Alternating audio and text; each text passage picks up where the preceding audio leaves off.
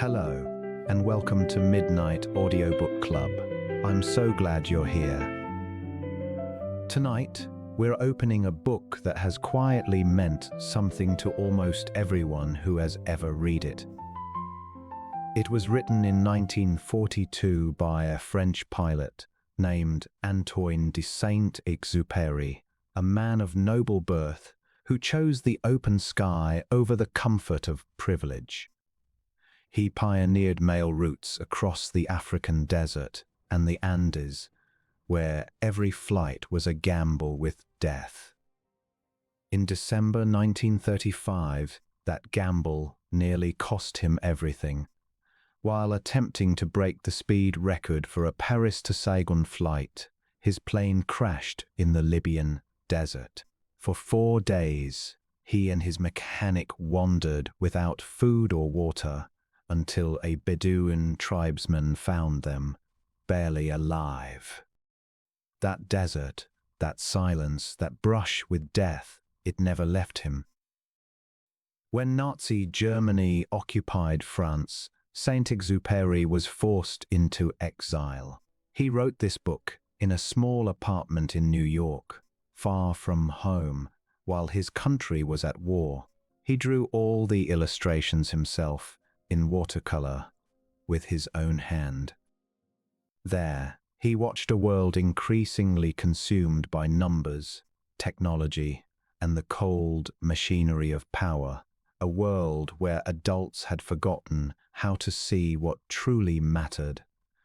And so he asked a question, not with anger, but with the quiet voice of a child. What is it that we should truly treasure? The book is called The Little Prince, Le Petit Prince in French, and it is, on the surface, a children's story. But I think you already know it's something more than that. If you're in bed right now, good. If you've turned off most of the lights, even better. This is a story best received in the quiet, when the day has finished with you and you can finally just listen. Now, shall we join our pilot in the moment his plane falls from the sky and lands in the sand? To Leon Worth. I ask the children to forgive me for dedicating this book to a grown-up. I have a serious excuse. This grown-up is the best friend I have in the world. I have another excuse. This grown-up can understand everything, even books for children. And I have a third excuse. This grown-up lives in France, where he is cold and hungry and has great need of being comforted. If all these excuses are not enough, then I want to dedicate this book to the child that this grown-up once was. All grown-ups were once children, though few of them remember it. And so I correct my dedication to Leon Worth when he was a little boy. Chapter 1.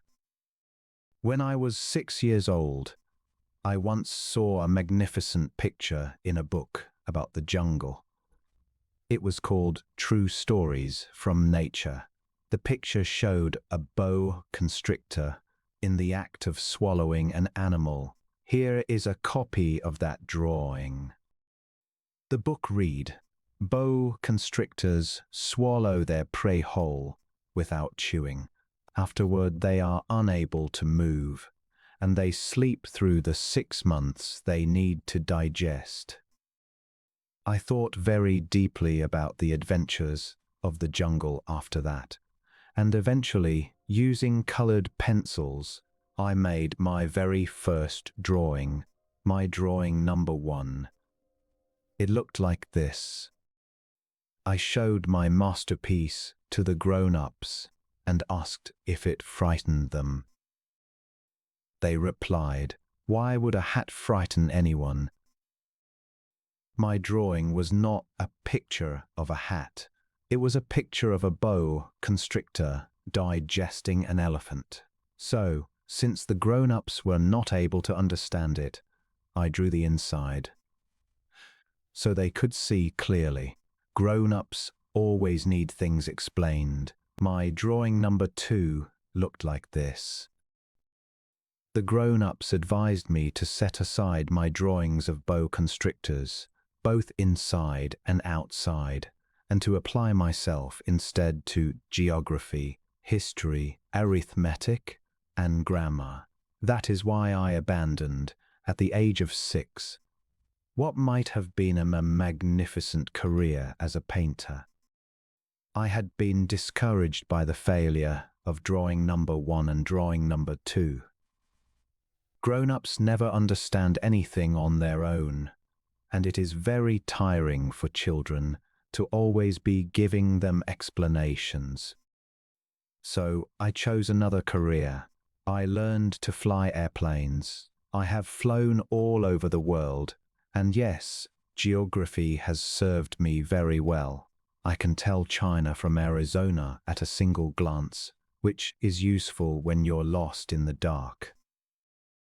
In this way, throughout my life, I have had dealings with a great many serious people. I have lived among grown-ups. I have seen them at close range. This has not done much to improve my opinion of them. Whenever I met someone who seemed a little more clear-sighted, I would show them my drawing number 1, the one I have always kept. I wanted to know whether they were truly a person of understanding. But they would always say, "That is a hat." And so I would not speak to them of boa constrictors, or of primeval forests, or of stars. I would bring myself down to their level. I would talk to them about bridge and golf, and politics and neckties. And the grown-up would be very pleased to have met such a sensible man. Chapter 2. So I lived my life alone, without anyone I could truly talk to, until a breakdown in the Sahara Desert 6 years ago. Something had broken in my engine, and since I had neither a mechanic nor passengers with me, I prepared to attempt the difficult repairs all by myself. It was a matter of life and death. I had barely enough drinking water to last 8 days. The first night, then, I went to sleep on the sand, 1,000 miles from any inhabited place. I was more isolated than a castaway on a raft in the middle of the ocean, so you can imagine my surprise when I was woken at the break of dawn by a strange little voice. It said, "Please, draw me a sheep." What? Draw me a sheep? I leapt to my feet, completely thunderstruck. I blinked. I looked around carefully, and I saw a most extraordinary little person standing there, regarding me with great seriousness. Here is the best portrait I ever managed to make of him much later. But my drawing, of course, is nowhere near as charming as its model. That is not my fault. I was put off a career in painting by the grown-ups when I was 6, and I had never learned to draw properly, only boa constrictors from the outside and from the inside. I stared at this apparition with wide-open eyes. Remember, I was 1,000 miles from any human habitation. And yet my little man seemed neither lost, nor faint with exhaustion, nor faint with hunger, nor faint with thirst, nor faint with fear. He looked nothing like a child lost in the middle of the desert, 1,000 miles from anywhere. When I was able to speak, I said to him, "But what are you doing here?" And he repeated, very slowly, very earnestly, as though it were a matter of great importance, "Please draw me a sheep." When a mystery is sufficiently overpowering, one does not dare to disobey, however absurd it might seem, alone, 1,000 miles from habitation, in danger of death. I reached into my pocket for a sheet of paper and a pen. But then I remembered that I had mostly studied geography, history, arithmetic, and grammar, and I told the little fellow, a little crossly, that I did not know how to draw. He answered me, "That doesn't matter. Draw me a sheep." But I had never drawn a sheep, and so I made for him one of the only 2 drawings I had ever known how to make, the drawing of the boa constrictor from the outside. And I was astonished to hear the little fellow reply, "No, no, no, I do not want an elephant inside a boa constrictor.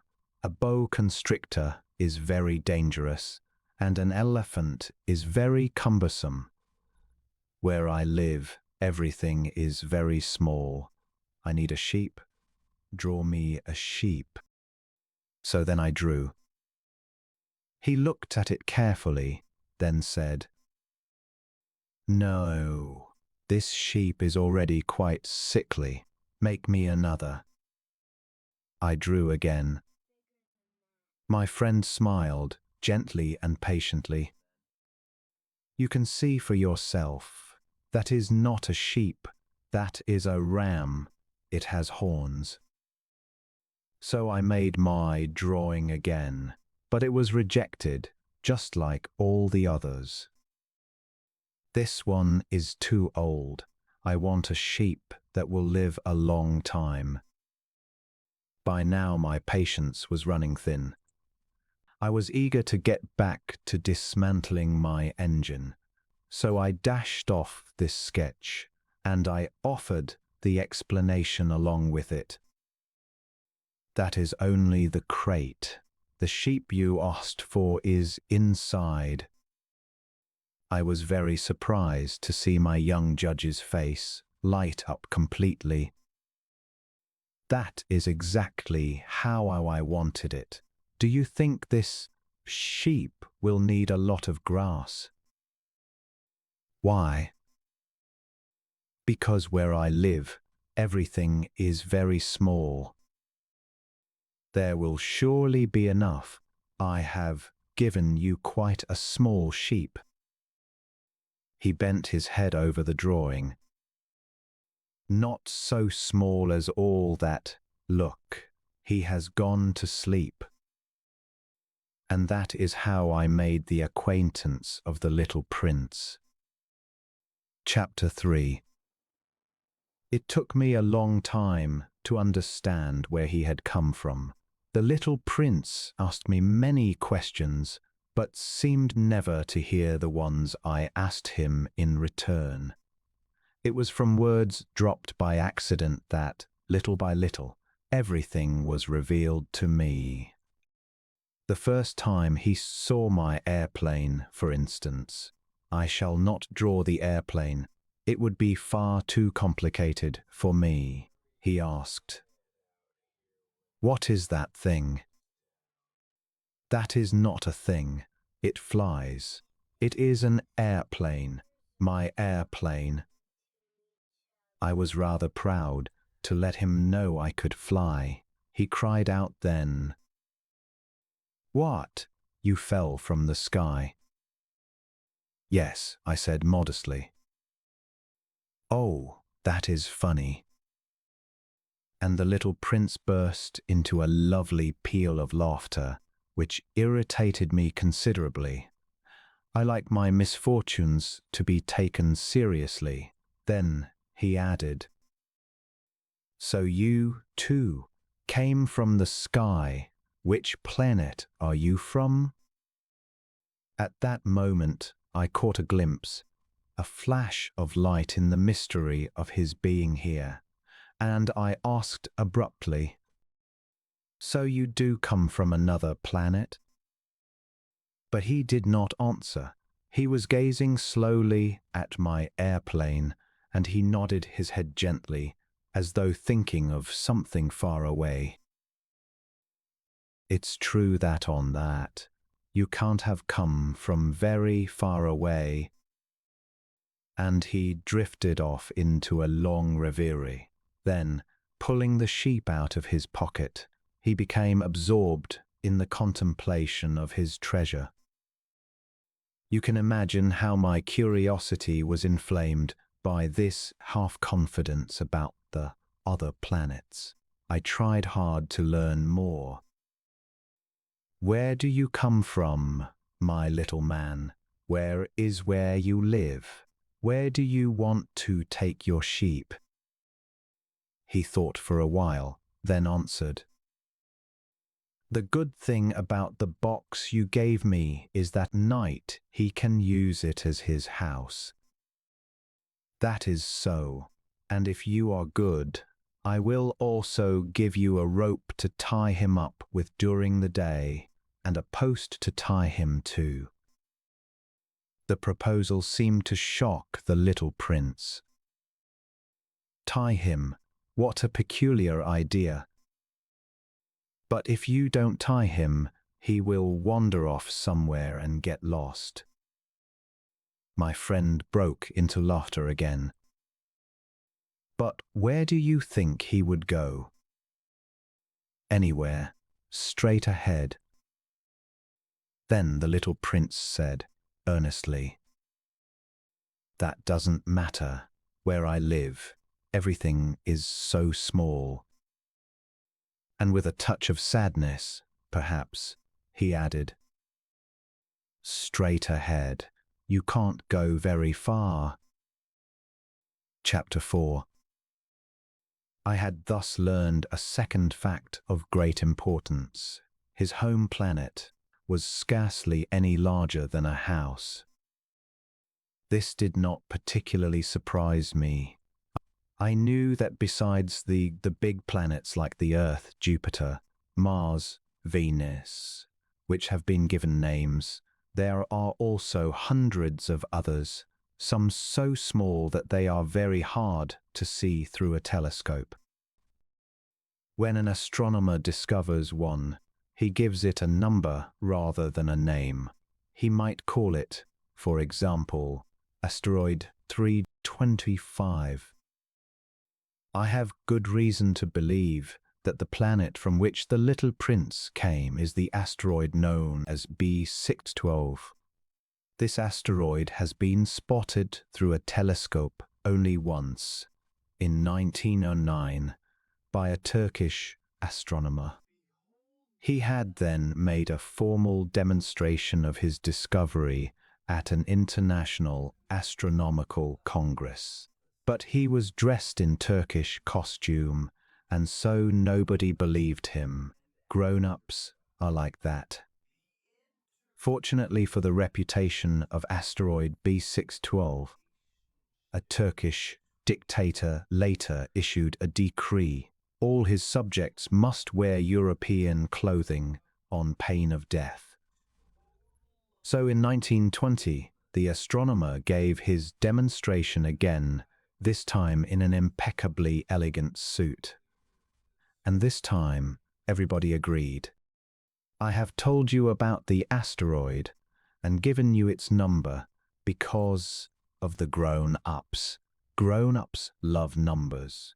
When you tell them you have made a new friend, they never ask about the things that matter.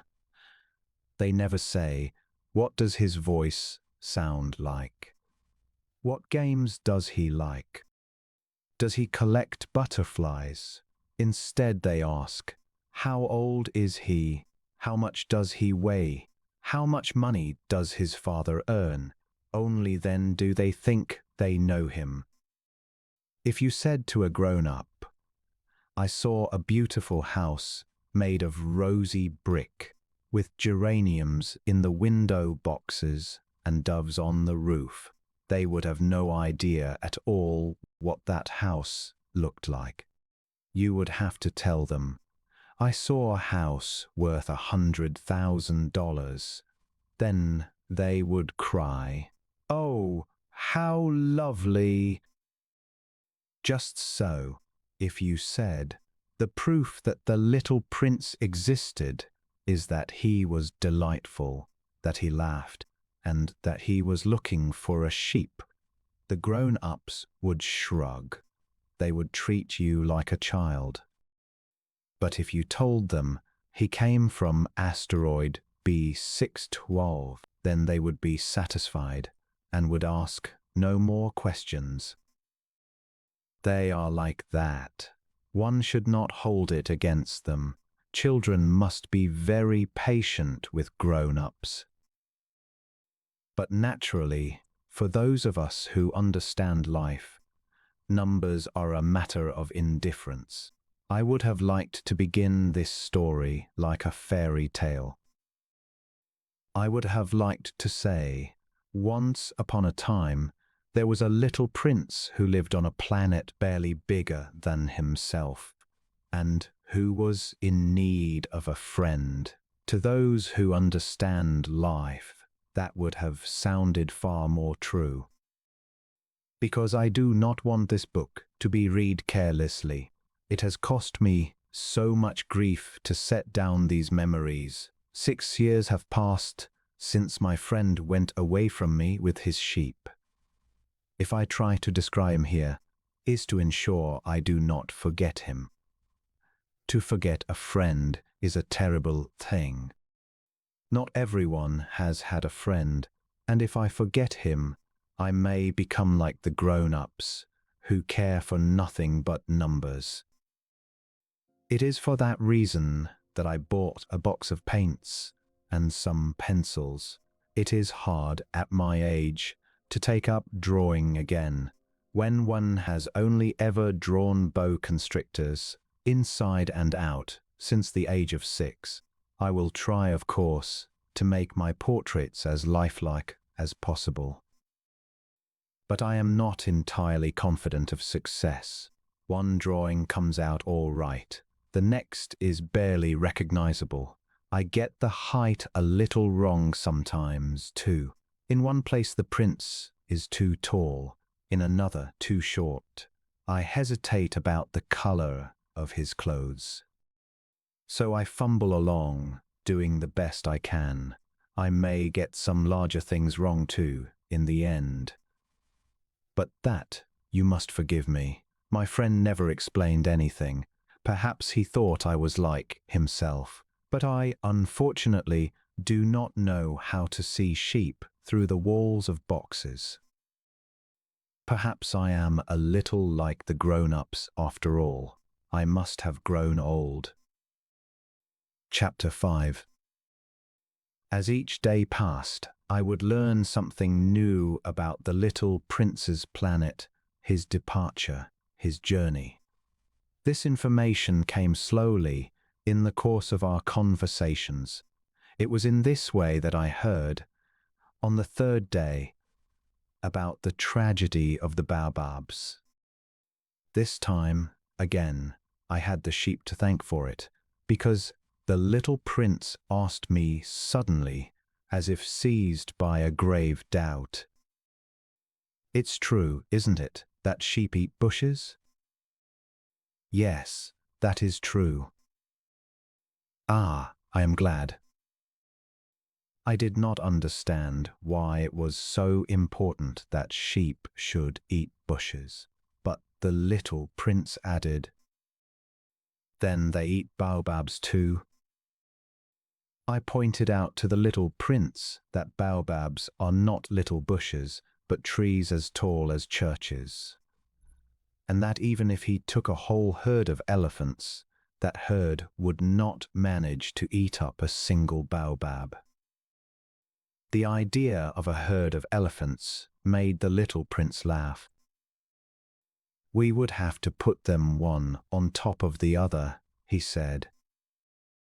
But then he added wisely, "Baobabs, before they grow big, they start out small."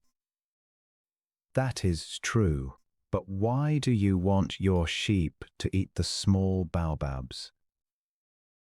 He answered, "Oh, come now," as if it were all perfectly obvious. and it took me a great effort of mine to work out this problem on my own. There was indeed, on the little prince's planet, as on all planets, both good plants and bad plants, and consequently there were good seeds from good plants and bad seeds from bad plants, but seeds are invisible. They sleep in the secrecy of the earth until some one of them is seized with the desire to wake up.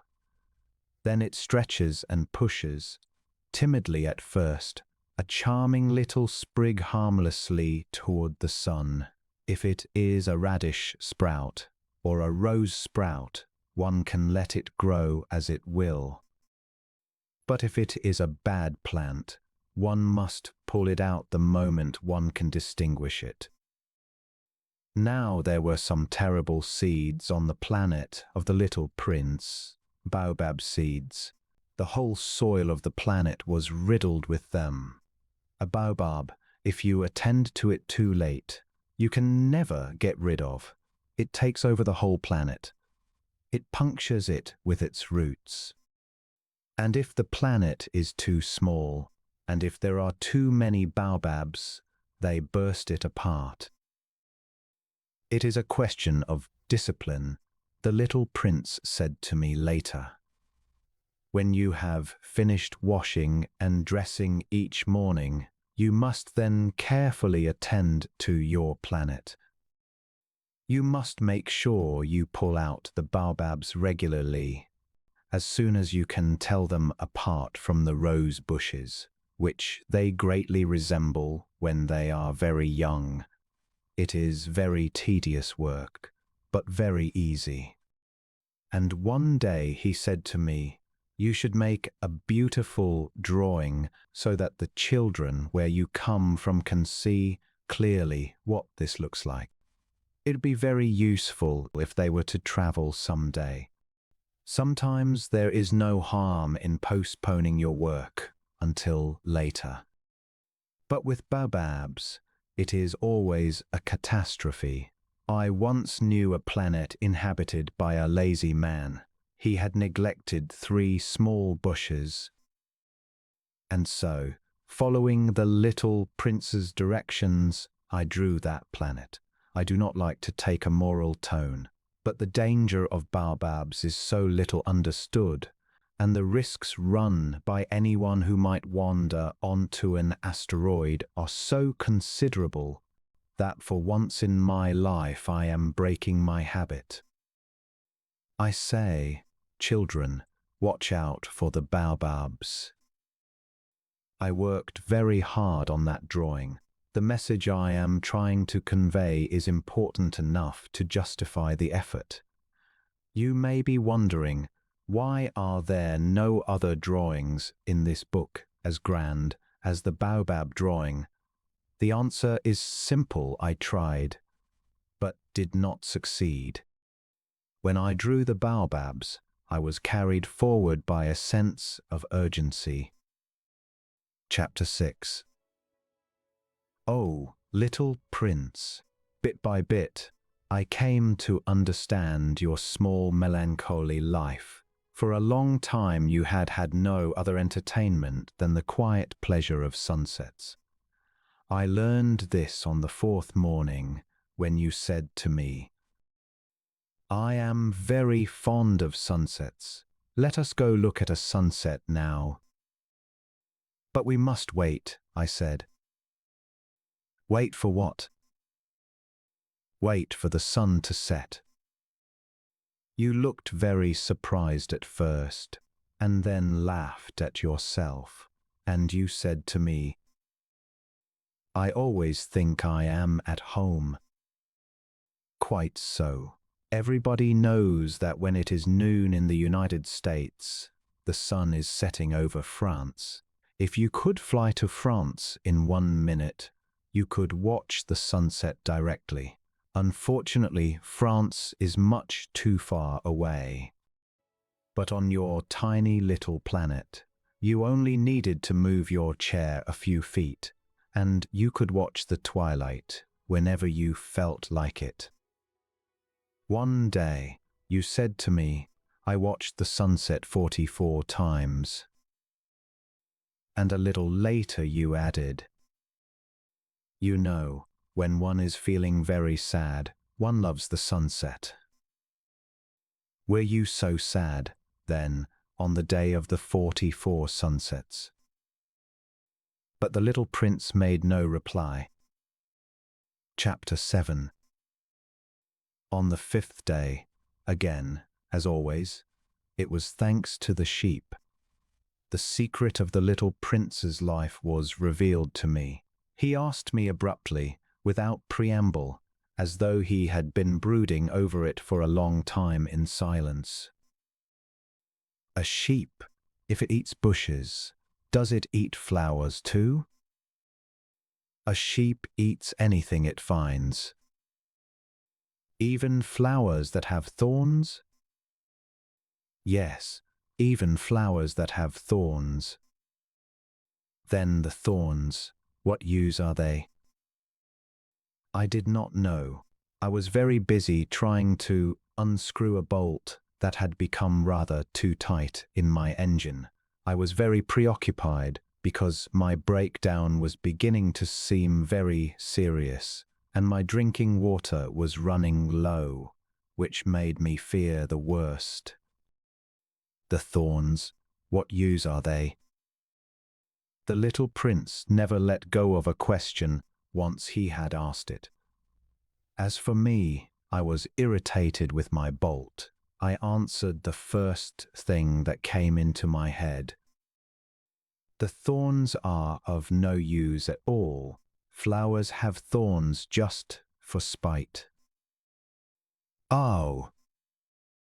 There was a silence. Then he said to me, almost angrily, I don't believe you.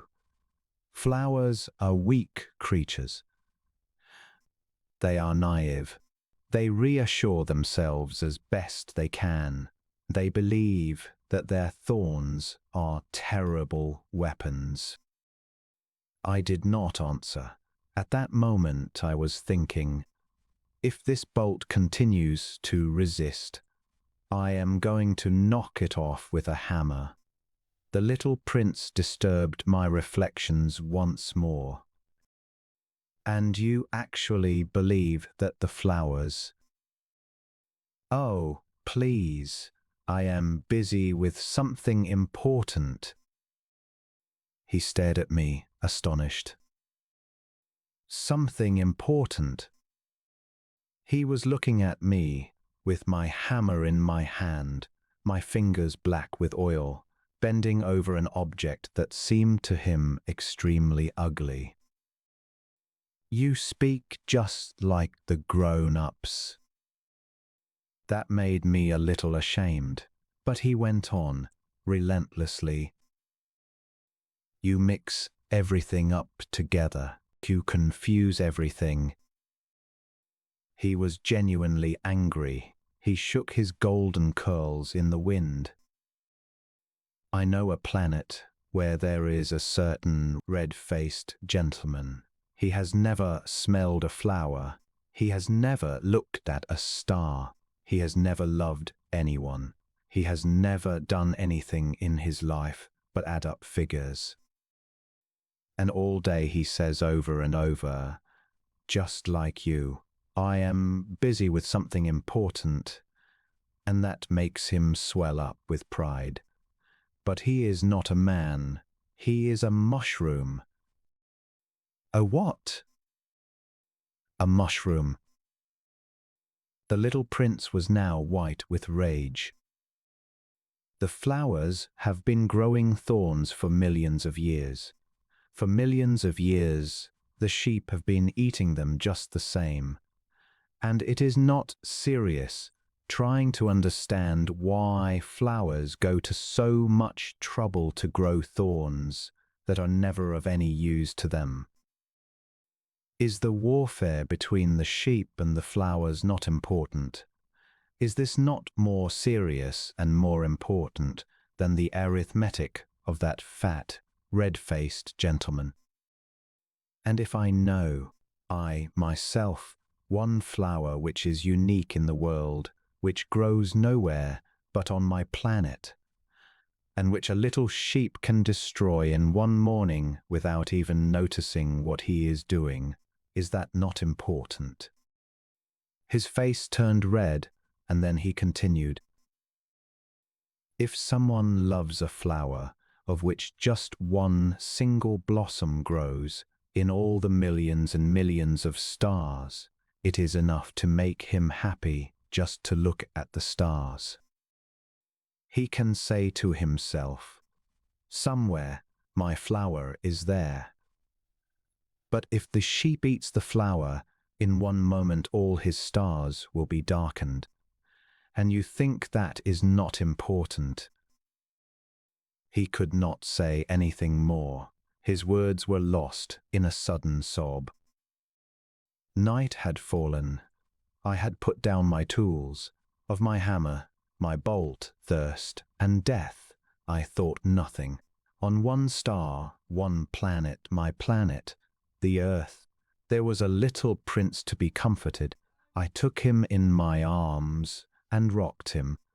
I said to him, "The flower that you love is not in danger. I will draw you a muzzle for your sheep.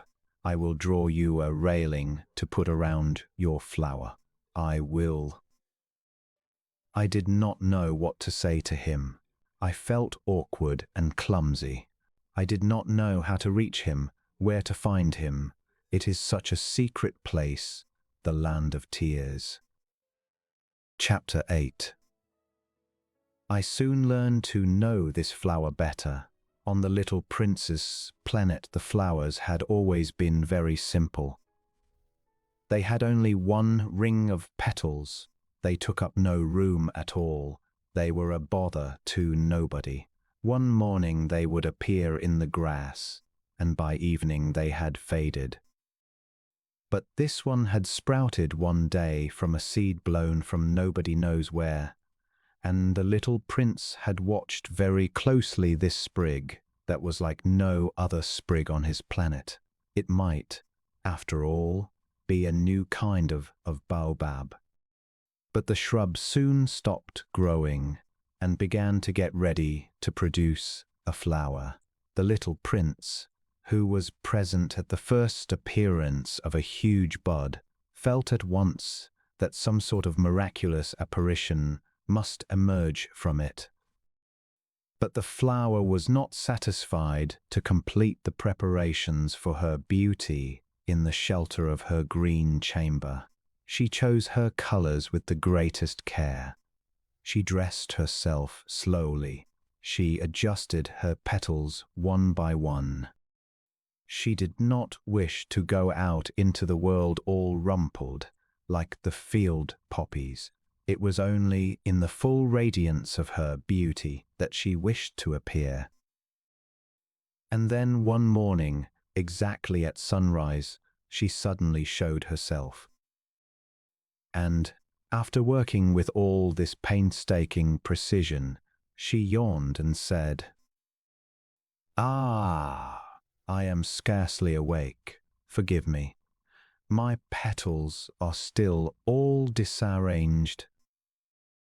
But the little prince could not restrain his admiration. "Oh, how beautiful you are." "Am I not?" the flower responded sweetly, "and I was born at the same moment as the sun." The little prince could see that she was not exactly modest, but she was so moving.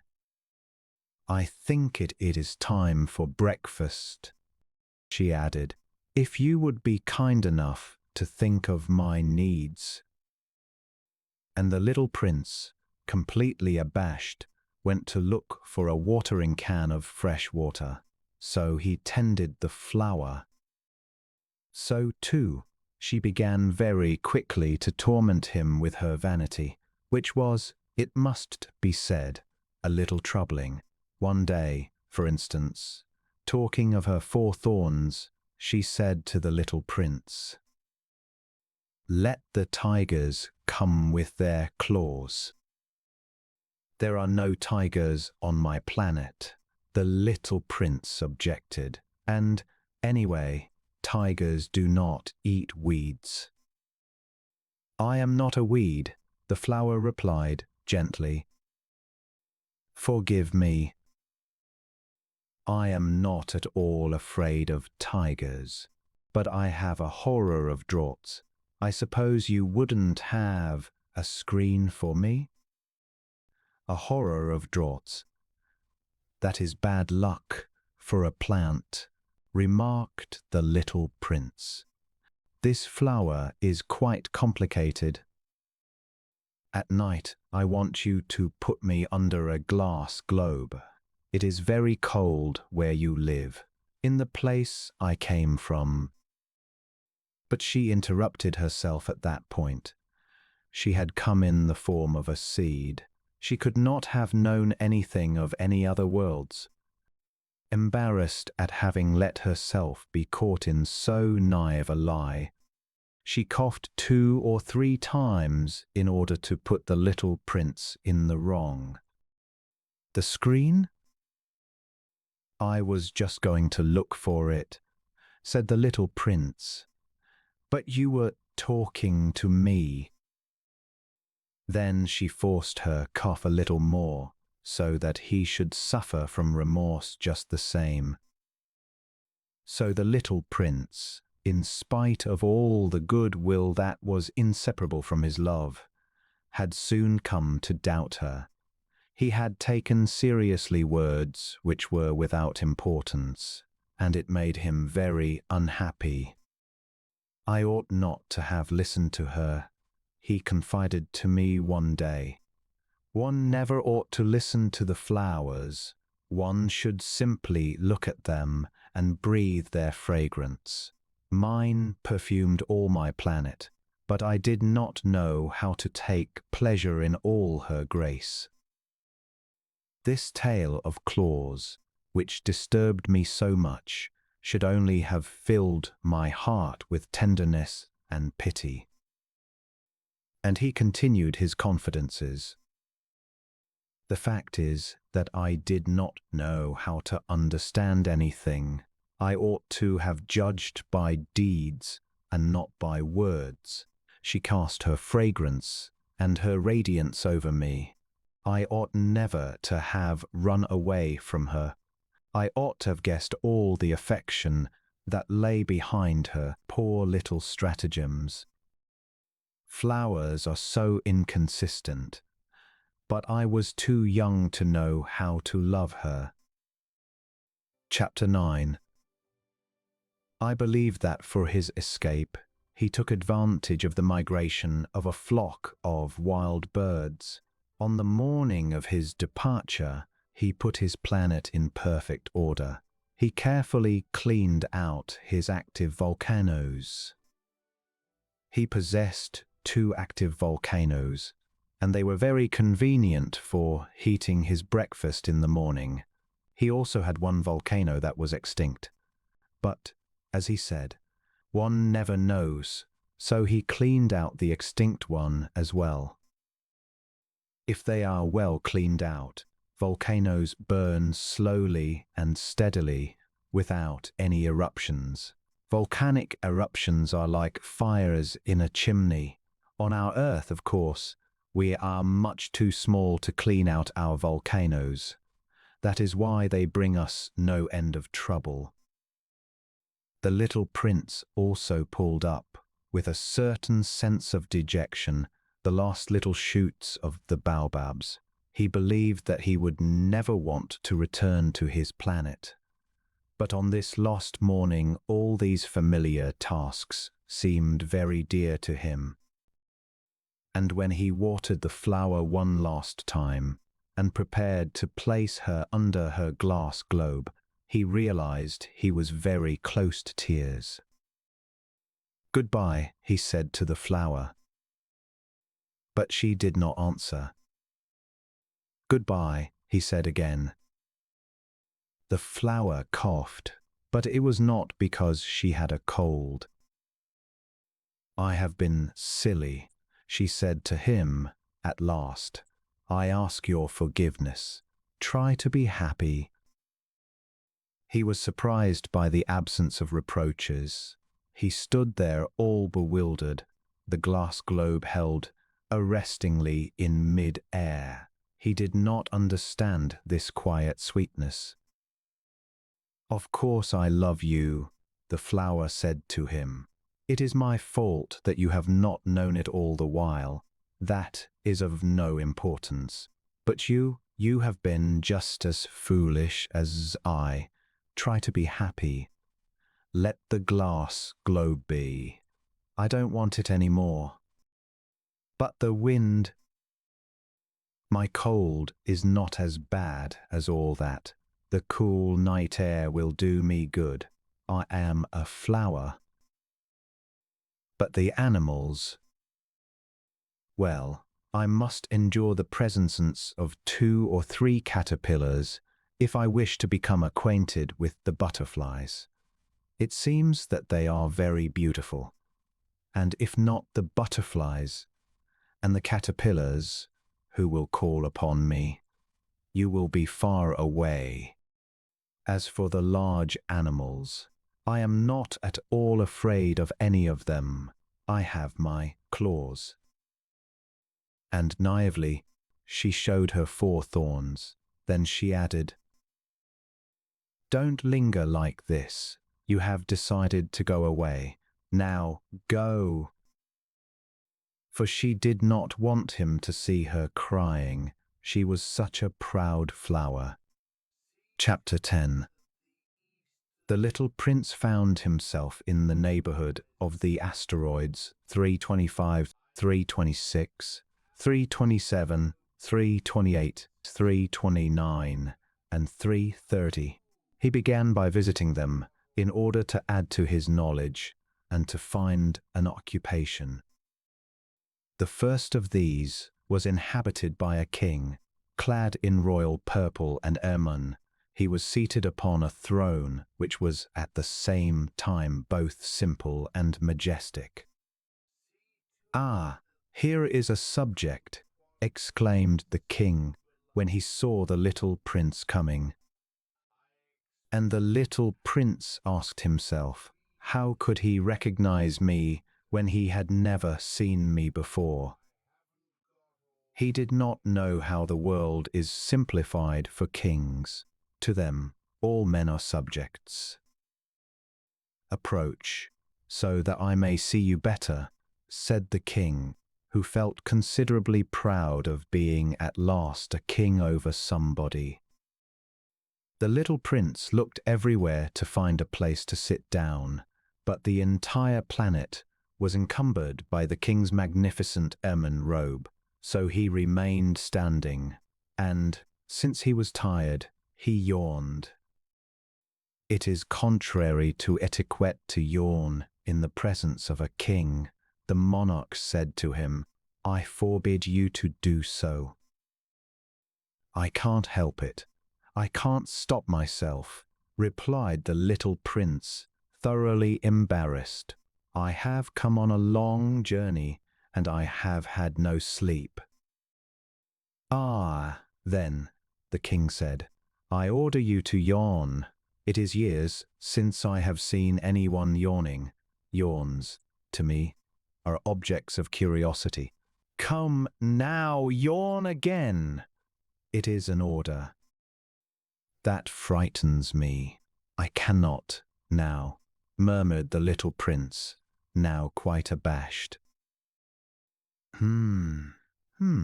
Replied the king. "Then I order you sometimes to yawn, and sometimes to—" He sputtered a little and seemed vexed. For what the king fundamentally insisted upon was that his authority should be respected. He tolerated no disobedience.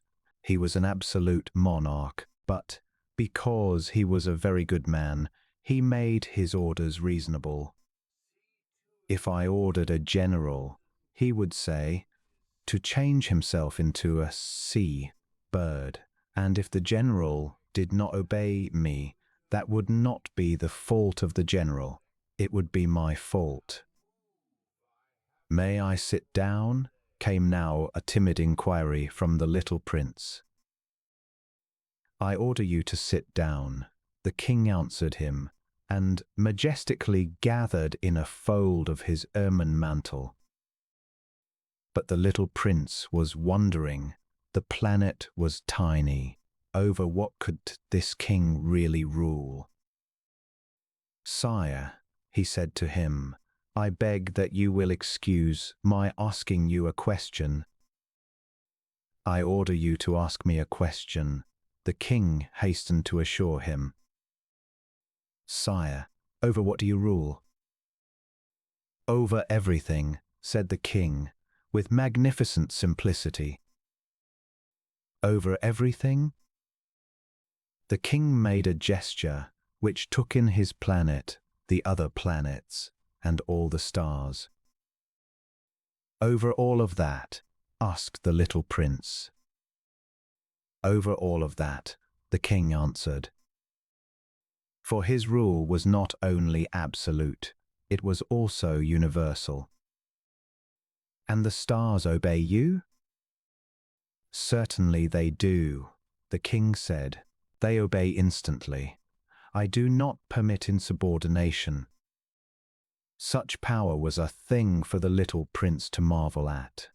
If he had been master of such complete authority, he would have been able to watch, not 44, but 72, or even 100, or even 200 sunsets in the very same day, without ever having to move his chair. And because he felt a little sad as he remembered his little planet which he had forsaken, he plucked up his courage to ask the king a favor. I should like to see a sunset. Do me that kindness. Order the sun to set. If I gave the order to a general to fly from one flower to another like a butterfly, or to write a tragic drama, or to change himself into a seabird, and if the general did not carry out the order that he had received, which one of us would be in the wrong? The king demanded. The general or myself? You, said the little prince firmly. Exactly. One must require from each one the duty which each one can perform, the king went on. Accepted authority rests first of all on reason.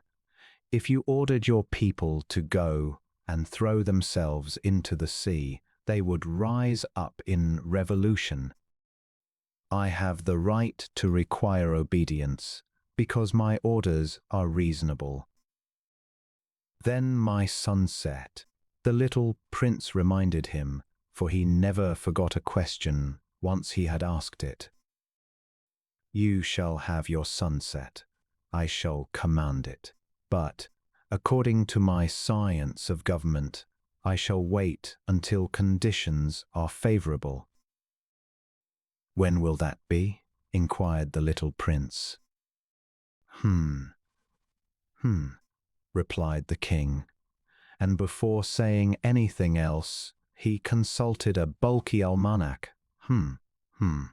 That will be that will be this evening about 20 minutes to 8, and you will see how well I am obeyed. The little prince yawned. He was regretting his lost sunset, and then, too, he was already beginning to be a little bored. I have nothing more to do here, he said to the king, so I shall set out on my way again. Do not go, said the king, who was very proud of having a subject. Do not go. I will make you a minister. Minister of what? Minister of justice. But there is nobody here to judge. We do not know that, the king said to him. I have not yet made a complete tour of my kingdom. I am very old. There is no room here for a carriage, and it tires me to walk. Oh, well, I have looked already, said the little prince, turning around to give one more glance to the other side of the planet. On that side, as on this, there was nobody at all. Then you shall judge yourself, the king answered. That is the most difficult thing of all. It is much more difficult to judge oneself than to judge others. If you succeed in judging yourself rightly, then you are indeed a man of true wisdom. Yes, said the little prince, but I can judge myself just as well anywhere else. I don't need to live here for that. Said the king. I believe that somewhere on my planet there is an old rat. I hear him at night. You can judge this old rat. From time to time you will condemn him to death. Thus his life will depend on your justice. But you will pardon him on each occasion, for economy. There is only one rat. I, replied the little prince, do not like to condemn anyone to death, and now I think I will go on my way. No, said the king. But the little prince, having now completed his preparations for departure, had no wish to grieve the old monarch. If your majesty wishes to be promptly obeyed, he said, His Majesty could give me a reasonable order. He could order me, for example, to be gone by the end of 1 minute. It seems to me that conditions are favorable. As the king made no answer, the little prince hesitated a moment, and then, with a sigh, took his leave. I make you my ambassador, the king called out hastily. He had a magnificent air of authority. The grown-ups are very strange, the little prince said to himself as he continued on his journey. Chapter 11. The second planet was inhabited by a conceited man. Ah! I am about to receive a visit from an admirer, he shouted to himself, when he saw the little prince coming. For, to conceited men, all other men are admirers.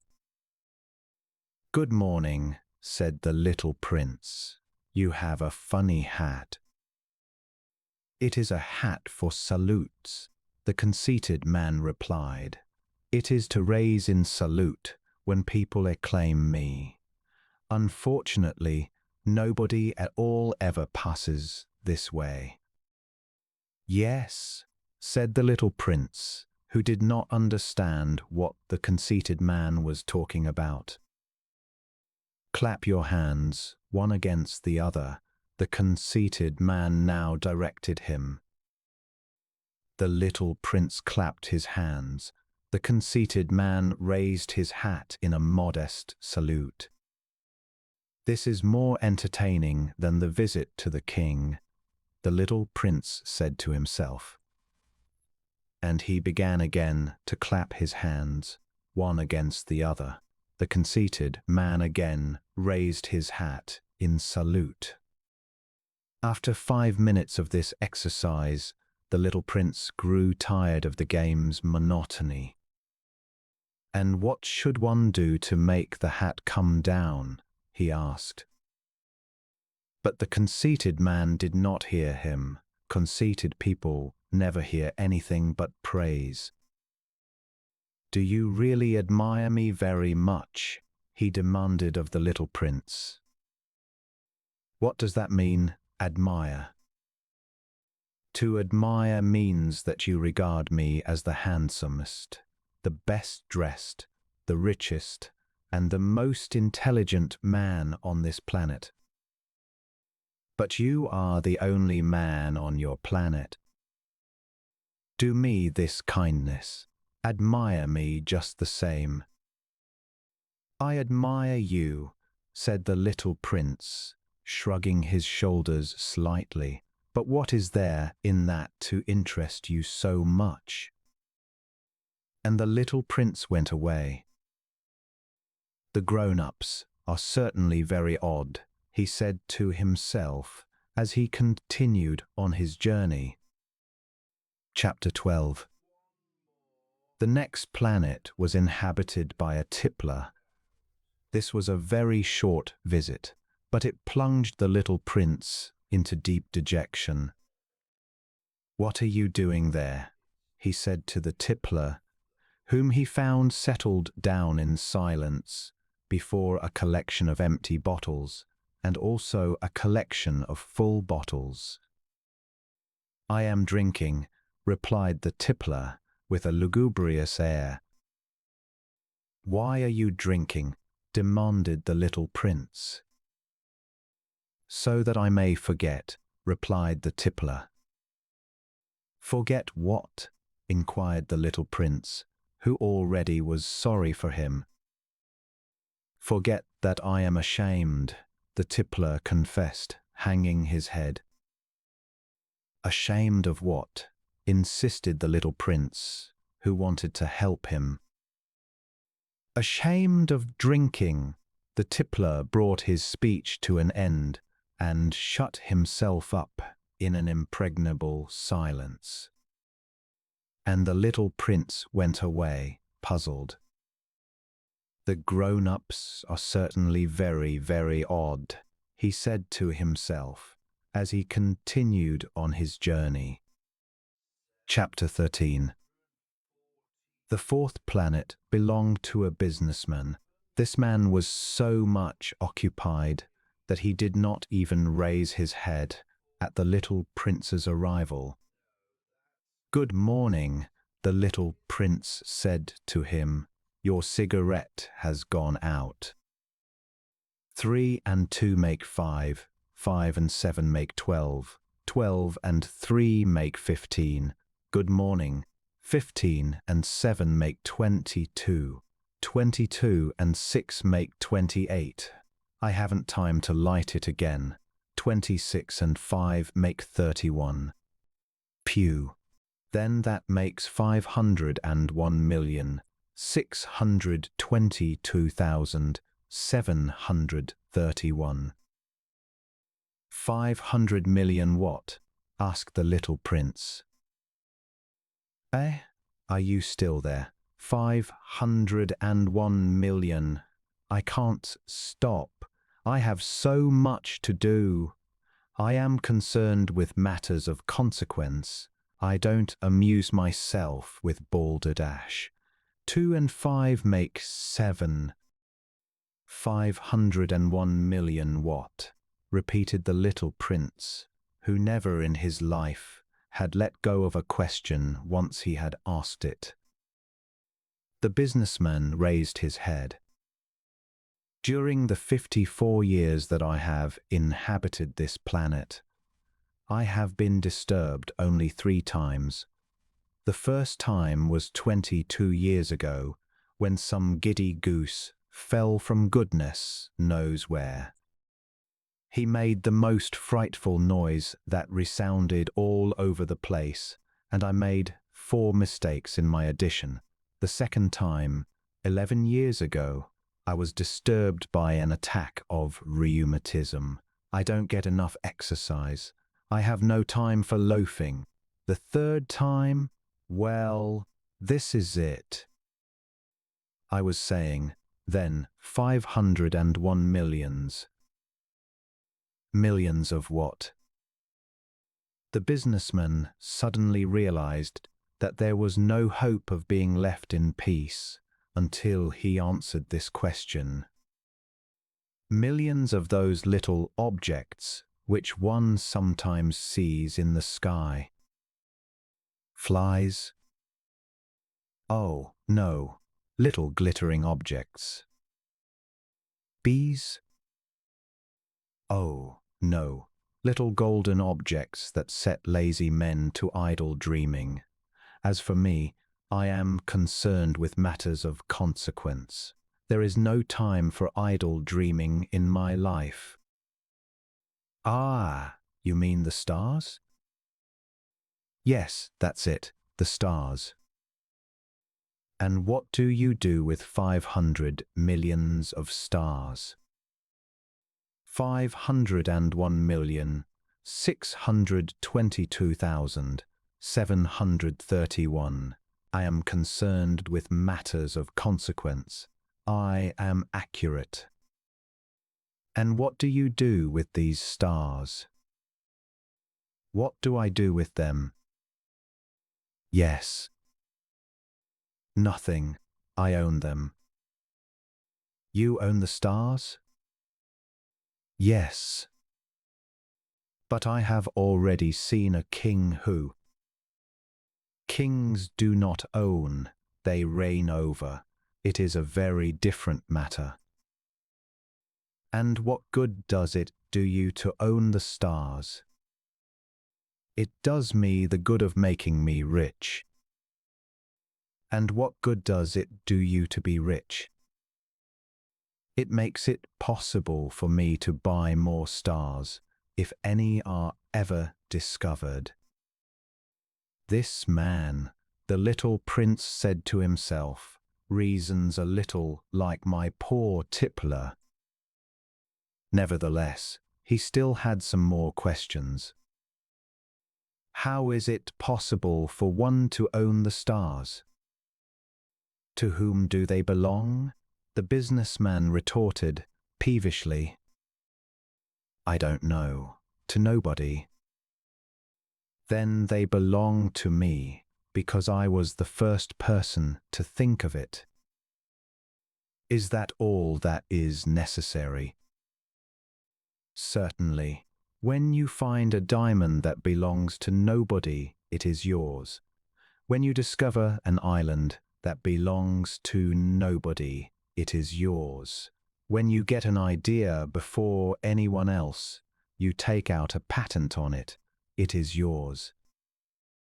So with me, I own the stars, because nobody else before me ever thought of owning them. Yes, that is true, said the little prince. And what do you do with them? I administer them, replied the businessman. I count them and recount them. It is difficult, but I am a man who is naturally interested in matters of consequence. The little prince was still not satisfied. If I owned a silk scarf, I could put it around my neck and take it away with me. If I owned a flower, I could pluck that flower and take it away with me. But you cannot pluck the stars from heaven. No, but I can put them in the bank. Whatever does that mean? That means that I write the number of my stars on a little paper, and then I put this paper in a drawer and lock it with a key. And that is all? That is enough, said the businessman. It is entertaining, thought the little prince. It is rather poetic, but it is of no great consequence. On matters of consequence, the little prince had ideas which were very different from those of the grown-ups. I myself own a flower. He continued his conversation with the businessman, which I water every day. I own 3 volcanoes, which I clean out every week, for I also clean out the one that is extinct. One never knows. It is of some use to my volcanoes, and it is of some use to my flower that I own them, but you are of no use to the stars. The businessman opened his mouth, but he found nothing to say in answer, and the little prince went away. The grown-ups are certainly altogether extraordinary, he said simply, talking to himself as he continued on his journey. Chapter 14. The fifth planet was very strange. It was the smallest of all. There was just enough room on it for a street lamp and a lamplighter. The little prince was not able to reach any explanation of what use a street lamp and a lamplighter could be. Somewhere in the heavens, on a planet which had no people and not one house, but he said to himself, nevertheless, "It may well be that this man is absurd, but he is not so absurd as the king, the conceited man, the Tippler, and the businessman. At least his work has some meaning. When he lights his street lamp, it is as if he brought one more star to life, or one flower. When he puts out his lamp, he sends the flower or the star to sleep. That is a beautiful occupation. And since it is beautiful, it is truly useful." When he arrived on the planet, he respectfully saluted the lamplighter. "Good morning. Why have you just put out your lamp?" "Those are the orders," replied the lamplighter. "Good morning." "What are the orders?" "The orders are that I put out my lamp. Good evening." And he lighted his lamp again. "But why have you just lighted it again?" "Those are the orders," replied the lamplighter. "I do not understand," said the little prince. "There is nothing to understand," said the lamplighter. "Orders are orders. Good morning." And he put out his lamp. Then he mopped his forehead with a handkerchief decorated with red squares. "I follow a terrible profession. In the old days it was reasonable. I put the lamp out in the morning, and in the evening I lighted it again. I had the rest of the day for relaxation, and the rest of the night for sleep. And the orders have been changed since that time." "The orders have not been changed," said the lamplighter. "That is the tragedy. From year to year the planet has turned more rapidly, and the orders have not been changed." "Then what?" asked the little prince. "Then the planet now makes a complete turn every minute, and I do not have a single second for repose.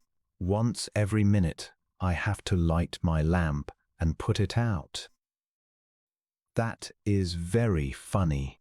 A day lasts only 1 minute here, where you live." "It is not funny at all," said the lamplighter. "While we have been talking together, a month has gone by." "A month?" "Yes, a month. 30 minutes. 30 days. Good evening." And he lighted his lamp again.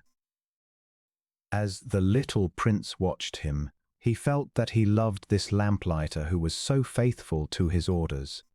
He remembered the sunsets which he himself had gone to seek in other days, merely by walking along and pulling his chair with him. He wanted to help his new friend. "You know, I can tell you a way you can rest whenever you want to." "I always want to rest," said the lamplighter. "For it is possible for a man to be faithful and lazy at the same time. Your planet is so small that 3 strides will take you all the way around it. To be always in the sunshine, you need only walk along rather slowly. When you want to rest, you will walk, and the day will last as long as you like." That doesn't do me much good, said the Lamplighter. The one thing I love in life is to sleep. Then you're unlucky, said the little prince. I am unlucky, said the Lamplighter. Good morning. And he put out his lamp. That man, said the little prince to himself, as he continued farther on his journey, that man would be scorned by all the others, by the king, by the conceited man, by the tippler, by the businessman. Nevertheless, he is the only one of them all who does not seem to me ridiculous. Perhaps that is because he is thinking of something else besides himself. He breathed a sigh of regret and said to himself again, that man is the only one of them all whom I could have made my friend.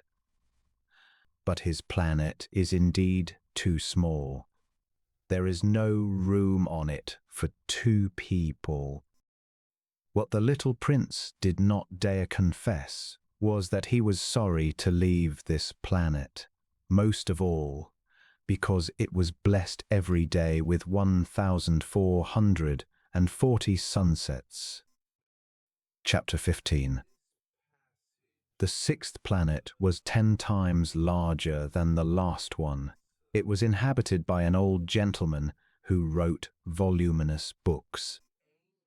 Oh, look, here is an explorer, he exclaimed to himself when he saw the little prince coming. The little prince sat down on the table and caught his breath. He had already traveled so much and so far. Where do you come from? The old gentleman asked him. What is that big book? Said the little prince. What are you doing?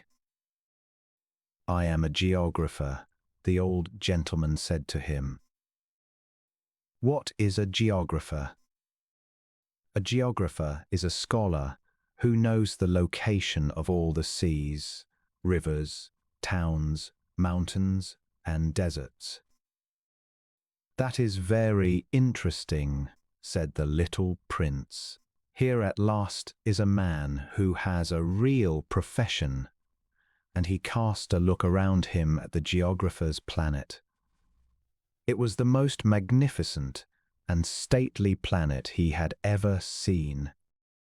Your planet is very beautiful, he said. Has it any oceans? I couldn't tell you, said the geographer. Ah, the little prince was disappointed. Has it any mountains? I couldn't tell you, said the geographer. And towns and rivers and deserts. I couldn't tell you that either. But you are a geographer. Exactly, the geographer said. But I am not an explorer. I haven't a single explorer on my planet. It is not the geographer who goes out to count the towns, the rivers, the mountains, the seas, the oceans, and the deserts. The geographer is much too important to go loafing about. He does not leave his desk, but he receives the explorers in his study. He asks them questions, and he notes down what they recall of their travels. And if the recollections of any one among them seem interesting to him, the geographer orders an inquiry into that explorer's moral character. Why is that? Because an explorer who told lies would bring disaster on the books of the geographer. So would an explorer who drank too much. Why is that? Asked the little prince. Because drunkards see double. Then the geographer would note down 2 mountains in a place where there was only one. I know someone, said the little prince, Who would make a bad explorer? That is possible. Then, when the moral character of the explorer is shown to be good, an inquiry is ordered into his discovery. One goes to see it? No, that would be too complicated, but one requires the explorer to furnish proofs. For example, if the discovery in question is that of a large mountain, one requires that large stones be brought back from it. The geographer was suddenly stirred to excitement. But you come from far away. You are explorer. You shall describe your planet to me. And, having opened his big register, the geographer sharpened his pencil. The recitals of explorers are put down first in pencil. One waits until the explorer has furnished proofs before putting them down in ink. Well, said the geographer expectantly. Oh, where I live, said the little prince, it is not very interesting. It is all so small. I have 3 volcanoes. 2 volcanoes are active and 1 is extinct, but one never knows. One never knows, said the geographer. I also have a flower. We do not record flowers, said the geographer. Why is that? The flower is the most beautiful thing on my planet. We do not record them, said the geographer, because they are ephemeral. What does that mean, ephemeral? Geographies, said the geographer, are the books which, of all books, are most concerned with matters of consequence. They never become old-fashioned. It is very rarely that a mountain changes its position. It is very rarely that an ocean empties itself of its waters. We write of eternal things. But extinct volcanoes may come to life again, the little prince interrupted. What does that mean, ephemeral? Whether volcanoes are extinct or alive, it comes to the same thing for us, said the geographer. The thing that matters to us is the mountain. It does not change. But what does that mean, ephemeral? Repeated the little prince, who never in his life had let go of a question once he had asked it. It means, which is threatened by speedy disappearance. Is my flower threatened by speedy disappearance? Certainly it is. My flower is ephemeral, the little prince said to himself, and she only has 4 thorns to defend herself against the world. And I have left her on my planet, all alone. That was his first moment of regret, but he took courage once more. What place would you advise me to visit now? He asked. The planet Earth, replied the geographer. It has a good reputation. And the little prince went away, thinking of his flower. Chapter 16. So then the 7th planet was the Earth. The Earth is not just any ordinary planet. One can count on it 111 kings, not forgetting, to be sure, the African kings among them, 7,000 geographers, 900,000 businessmen, 7.5 million tipplers, 311 million conceited men, that is to say, about 2 billion grown-ups. To give you a sense of the size of the Earth, I will tell you that before the invention of electricity, it was necessary to maintain, over the whole of the 6 continents, a veritable army of 462,511 Lamplighters. Seen from a slight distance, that would make a splendid spectacle. The movements of this army would be regulated like those of a ballet in an opera. First would come the turn of the Lamplighters of New Zealand and Australia. Having set their lamps alight, these would go off to sleep. Next, the Lamplighters of China and Siberia would enter for their steps in the dance, and then they too would be waved back into the wings. After that would come the turn of the Lamplighters of Russia and the Indies, then those of Africa and Europe, then those of South America, then those of North America, and never would they make a mistake in the order of their entry upon the stage. It would be magnificent. Only the man who was in charge of the single lamp at the North Pole and his colleague who was responsible for the single lamp at the South Pole, only these two would live free from toil and care. They would be busy just twice a year. Chapter 17. When one wishes to play at being witty, it sometimes happens that one lies a little. I have not been altogether honest in what I have told you about the Lamplighters. I risk giving a false idea of our planet to those who do not know it. Men occupy a very small place upon the earth. If the 2 billion inhabitants who people its surface were all to stand upright and slightly crowded together, as they do for a big public assembly, they could easily be put into one public square 20 miles long and 20 miles wide. All of humanity could be piled on to the smallest Pacific islet. The grown-ups, of course, will not believe you when you tell them that. They imagine that they fill a great deal of space. They fancy themselves as important as the Baobabs. You should advise them, then, to make their own calculation. They adore figures, and that will please them. But do not waste your time on this extra task. It is unnecessary.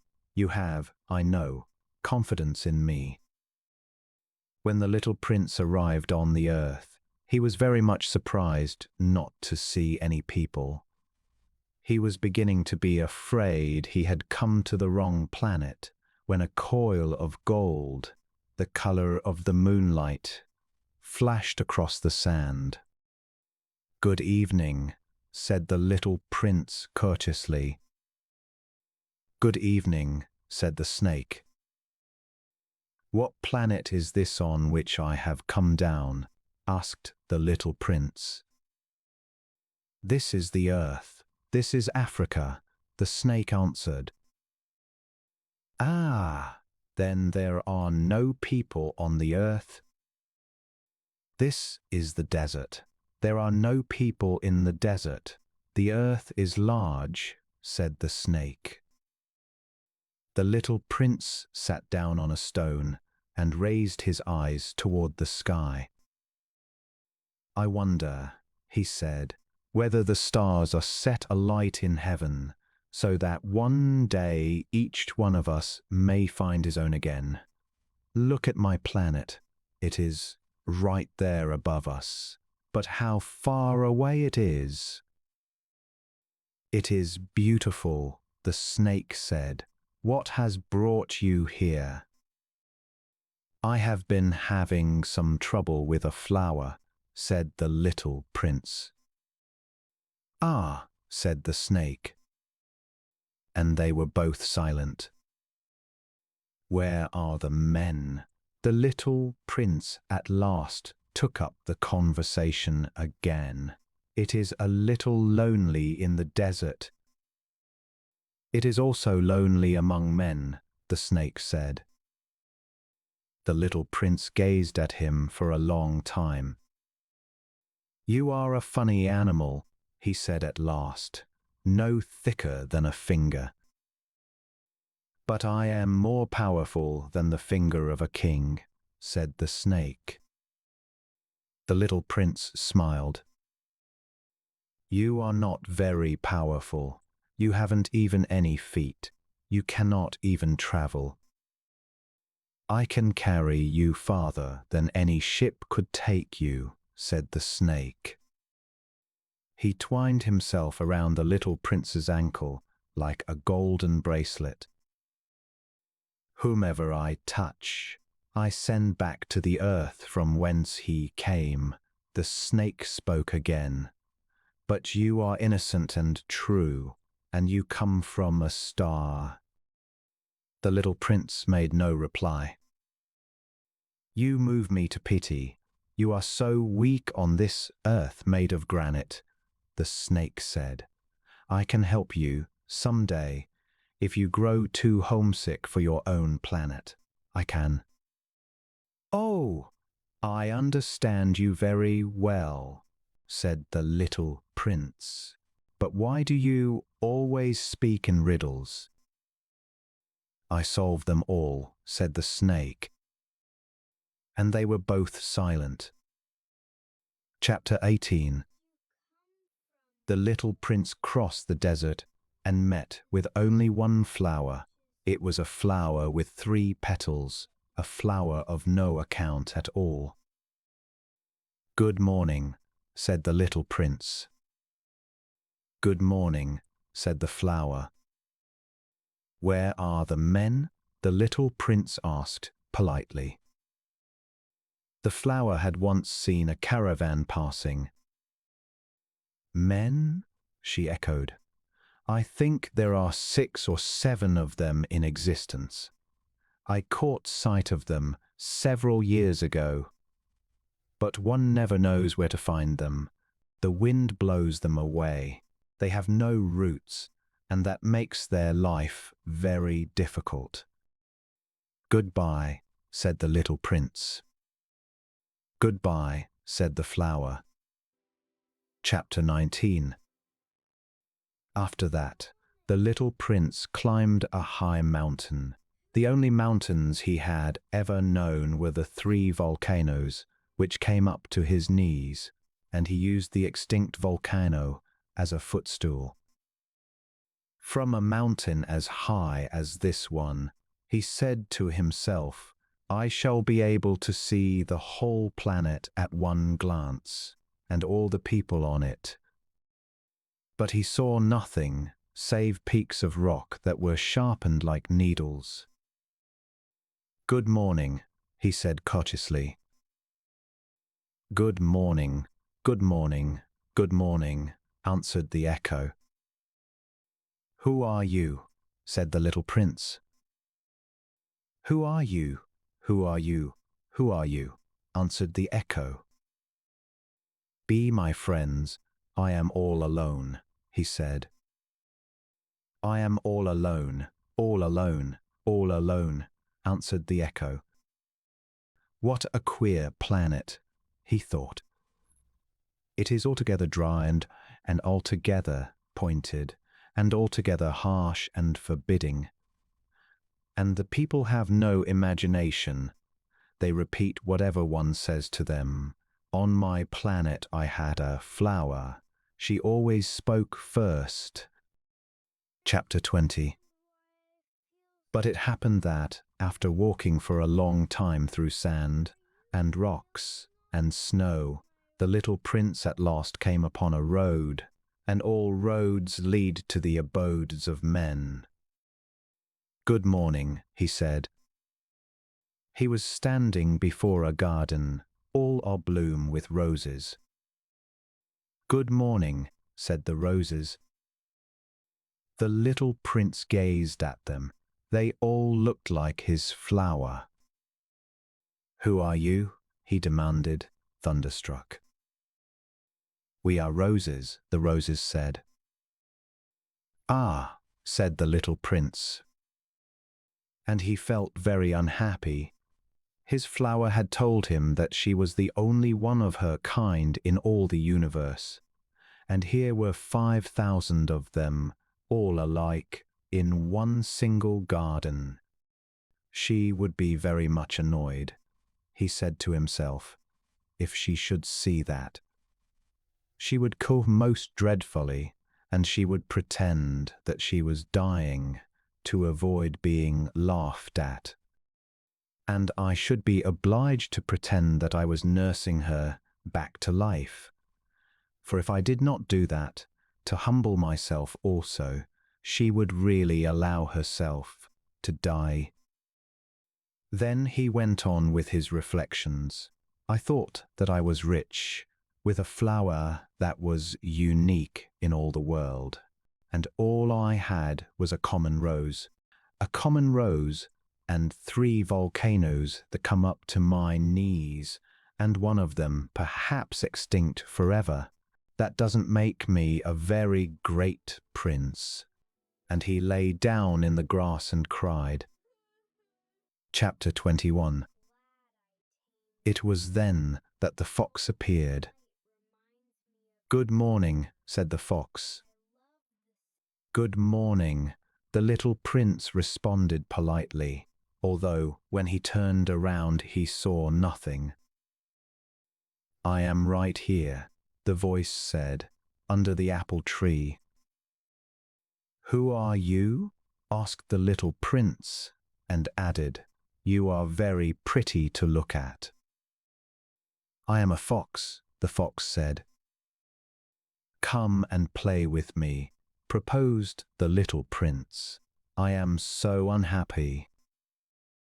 "I cannot play with you," the fox said. "I am not tamed." "Ah, please excuse me," said the little prince. But after some thought, he added, "What does that mean, tame?" "You do not live here," said the fox. "What is it that you are looking for?" "I am looking for men," said the little prince. "What does that mean, tame?" "Men," said the fox. "They have guns and they hunt. It is very disturbing. They also raise chickens. These are their only interests. Are you looking for chickens?" "No," said the little prince. "I am looking for friends." "What does that mean, tame?" "It is an act too often neglected," said the fox. "It means to establish ties." "To establish ties?" "Just that," said the fox. "To me, you are still nothing more than a little boy who is just like 100,000 other little boys. And I have no need of you, and you, on your part, have no need of me. To you, I am nothing more than a fox like 100,000 other foxes. But if you tame me, then we shall need each other. To me, you will be unique in all the world. To you, I shall be unique in all the world." "I am beginning to understand," said the little prince. "There is a flower. I think that she has tamed me." "It is possible," said the fox. "On the earth one sees all sorts of things." "Oh, but this is not on the earth," said the little prince. The fox seemed perplexed and very curious. "On another planet?" "Yes." "Are there hunters on that planet?" "No." "Ah, that is interesting. Are there chickens?" "No." "Nothing is perfect," sighed the fox. But he came back to his idea. "My life is very monotonous," he said. "I hunt chickens. Men hunt me. All the chickens are just alike, and all the men are just alike. And, in consequence, I am a little bored, but if you tame me, it will be as if the sun came to shine on my life. I shall know the sound of a step that will be different from all the others. Other steps send me hurrying back underneath the ground. Yours will call me, like music, out of my burrow. And then look. You see the grain fields down yonder. I do not eat bread. Wheat is of no use to me. The wheat fields have nothing to say to me, and that is sad. But you have hair that is the color of gold. Think how wonderful that will be when you have tamed me.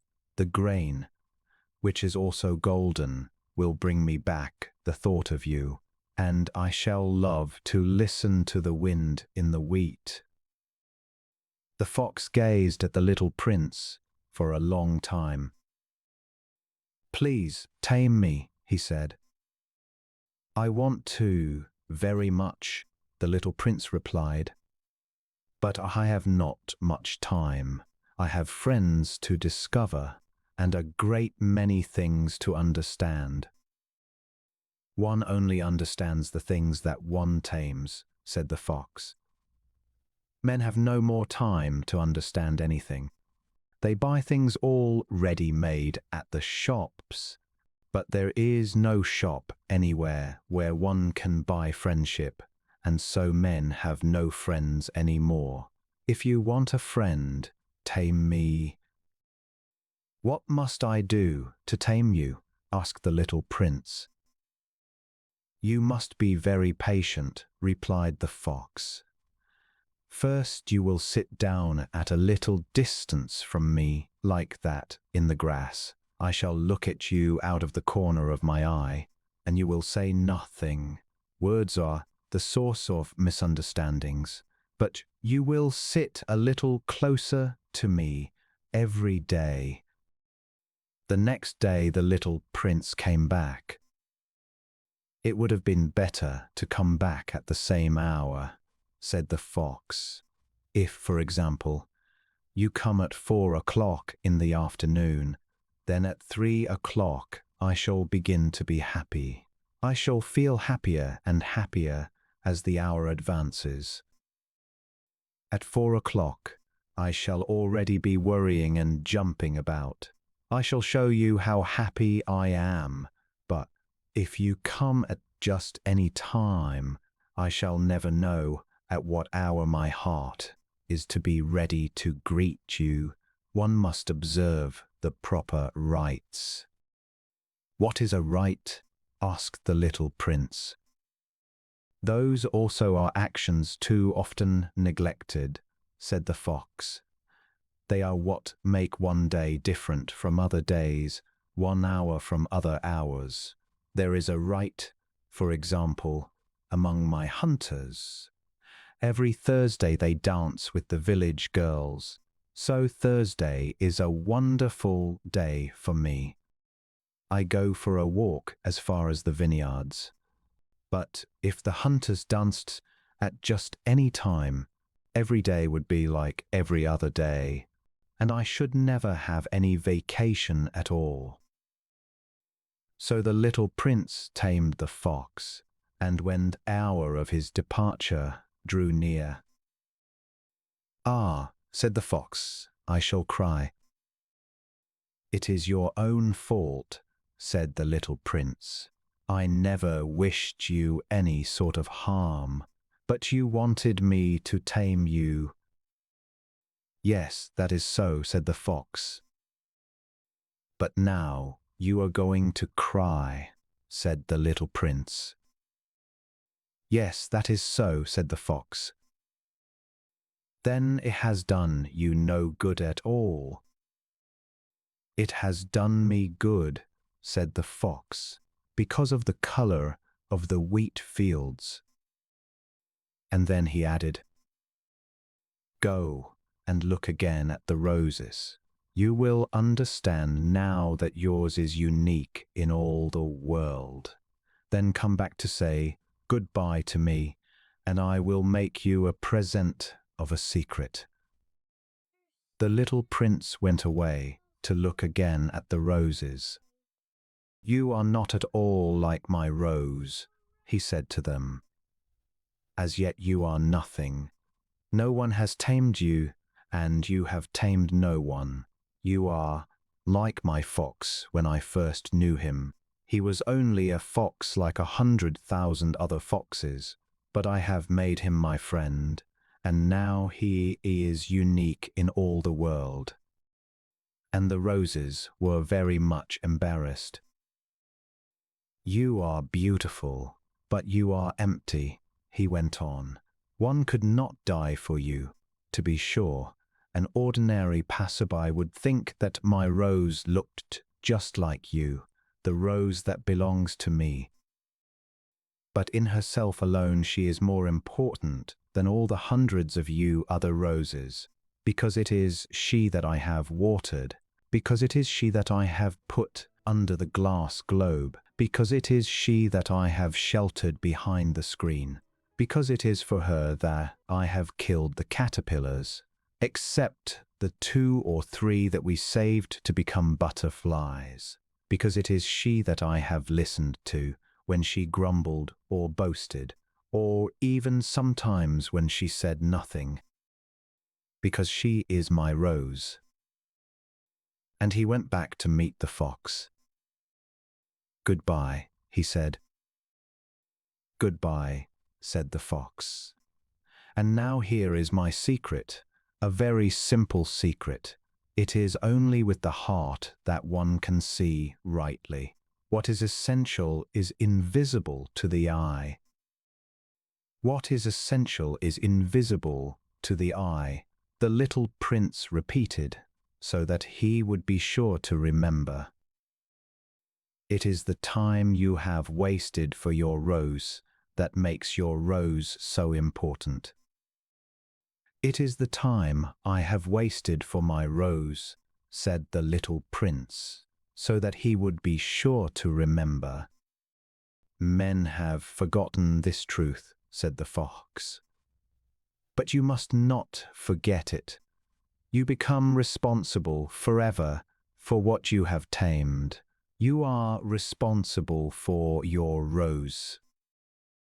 "I am responsible for my rose," the little prince repeated, so that he would be sure to remember. Chapter 22. "Good morning," said the little prince.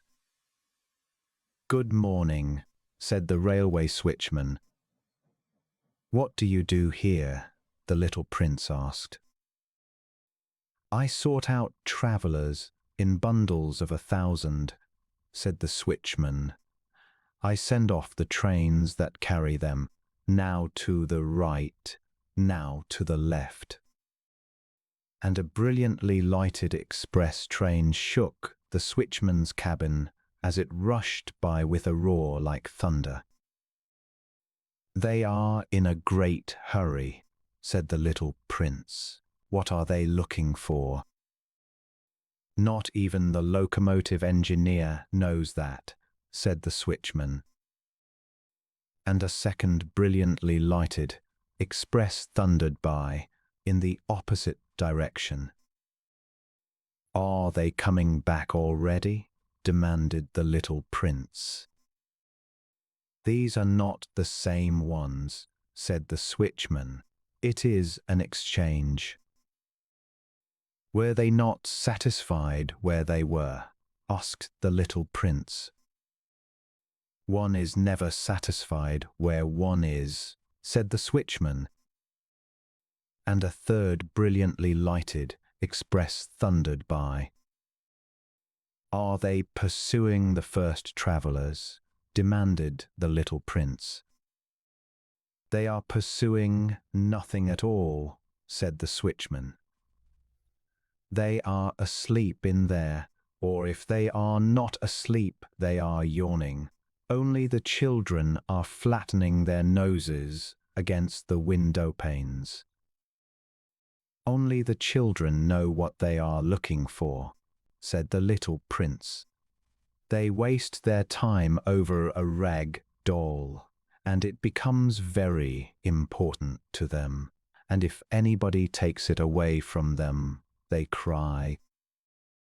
They are lucky, the Switchman said. Chapter 23. Good morning, said the little prince. Good morning, said the merchant.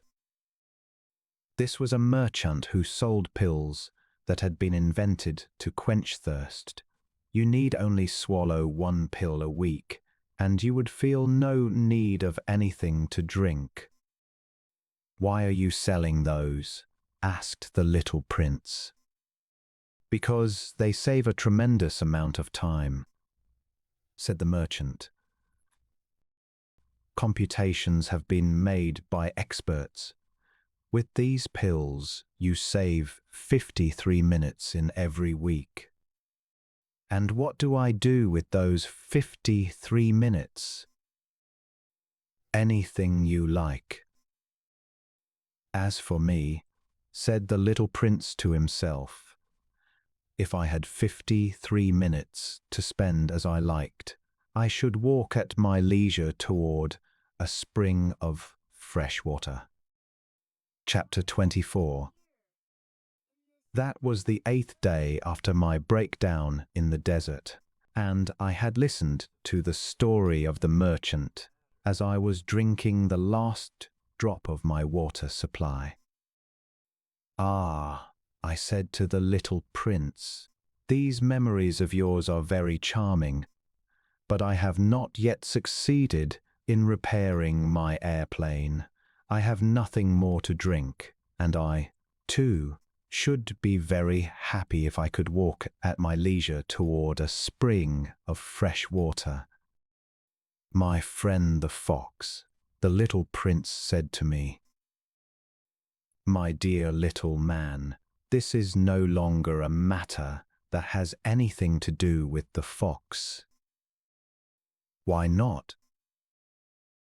Because I am about to die of thirst. He did not follow my reasoning, and he answered me, it is a good thing to have had a friend, even if one is about to die. I, for instance, am very glad to have had a fox as a friend. He has no way of guessing the danger, I said to myself. He has never been either hungry or thirsty. A little sunshine is all he needs. But he looked at me steadily and replied to my thought. I am thirsty too. Let us look for a well. I made a gesture of weariness. It is absurd to look for a well at random in the immensity of the desert, but nevertheless we started walking. When we had trudged along for several hours, in silence the darkness fell and the stars began to come out. Thirst had made me a little feverish, and I looked at them as if in a dream. The little prince's lost words came reeling back into my memory. Then you are thirsty also? I demanded. But he did not reply to my question.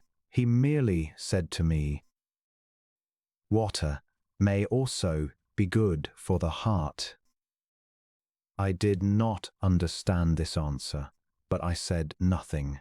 I knew very well that it was impossible to cross-examine him. He was tired. He sat down. I sat down beside him, and after a silence he spoke again. The stars are very beautiful because of a flower that cannot be seen. I replied, yes, that is so, and, without saying anything more, I looked across the ridges of sand that were stretched out before us in the moonlight. The desert is beautiful, the little prince added. And that was true. I have always loved the desert. One sits down on a desert sand dune, sees nothing, hears nothing. Yet through the silence something throbs, and gleams. "What makes the desert beautiful," said the little prince, "is that somewhere it hides a well." I was astonished by a sudden understanding of that mysterious radiation of the sands. When I was a little boy, I lived in an old house, and legend told us that a treasure was buried there. To be sure, no one had ever known how to find it. Perhaps no one had ever even looked for it. But it cast an enchantment over that house. My home was hiding a secret in the depths of its heart. "Yes," I said to the little prince, "whether it is a house, or the stars, or the desert, what gives them their beauty is something that is invisible." "I am glad," he said, "that you agree with my fox." As the little prince dropped off to sleep, I took him in my arms and set out walking once more. I felt deeply moved and stirred. It seemed to me that I was carrying a very fragile treasure. It seemed to me, even, that there was nothing more fragile on all earth. In the moonlight, I looked at his pale forehead, his closed eyes, his locks of hair that trembled in the wind, and I said to myself, "What I see here is nothing but a shell. What is most important is invisible." As his lips opened slightly with the suspicious of a half-smile, I said to myself again, "What moves me so deeply about this little prince who is sleeping here is his loyalty to a flower, the image of a rose that shines through his whole being like the flame of a lamp, even when he is asleep. And I felt him to be more fragile still. I felt the need of protecting him as if he himself were a flame that might be extinguished by a little puff of wind. And as I walked on so, I found the well at daybreak. Chapter 25.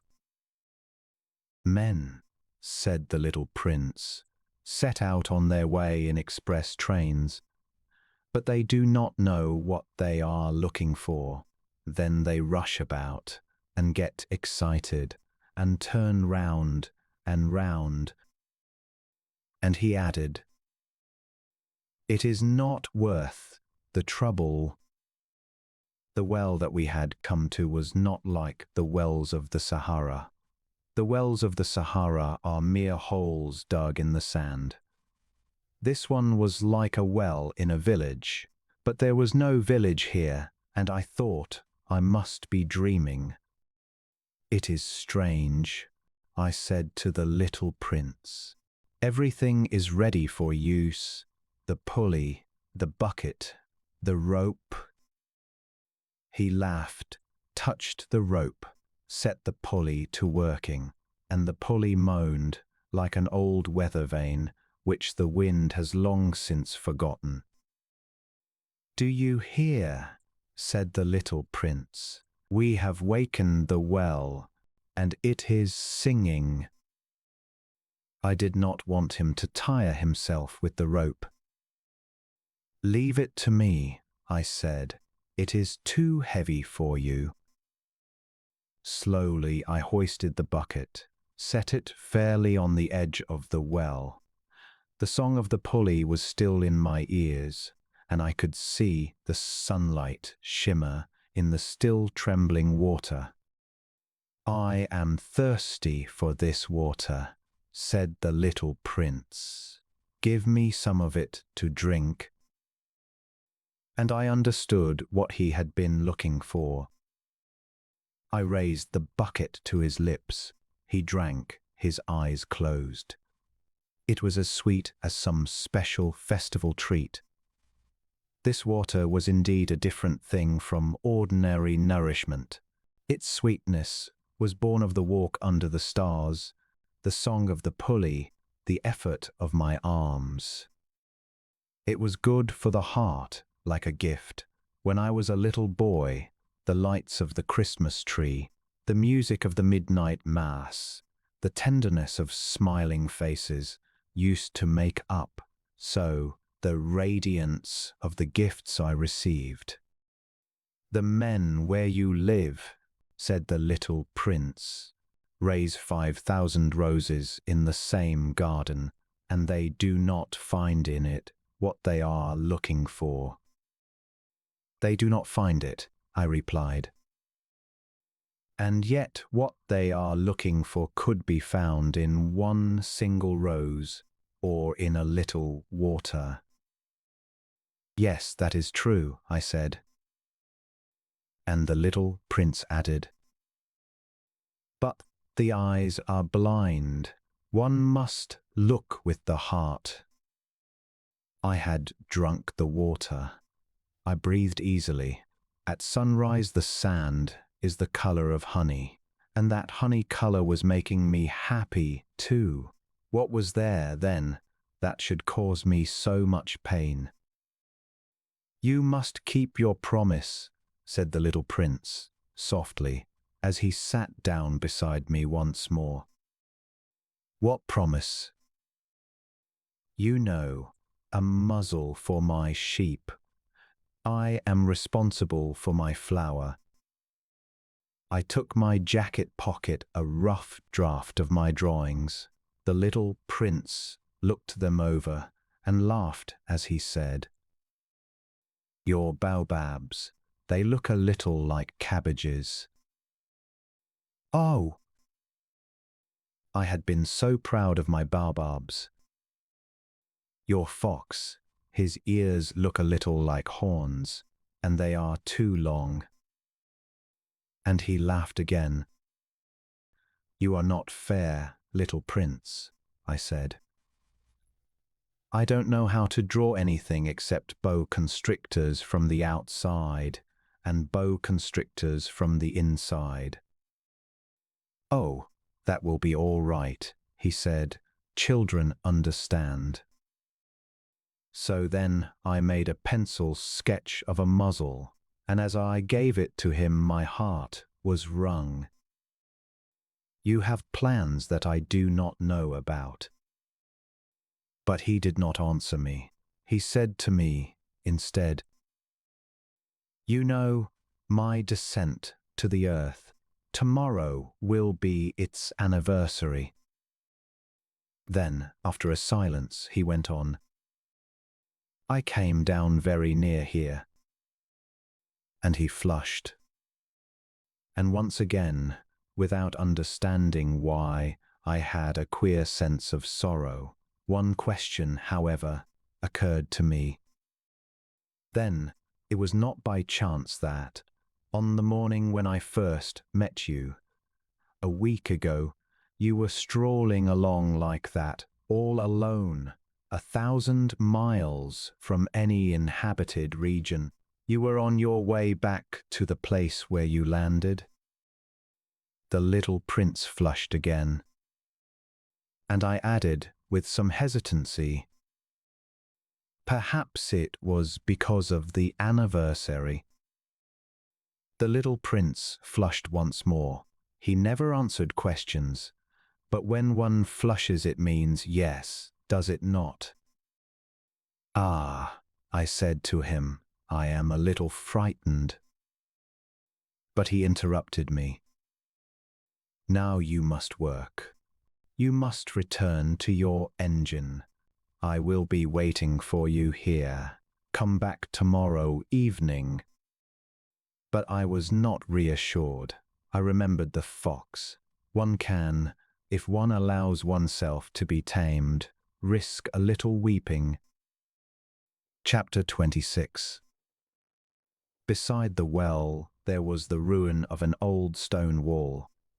When I came back from my work, the next evening, I saw from some distance away my little prince sitting on top of a wall, with his feet dangling, and I heard him say, "Then you do not remember.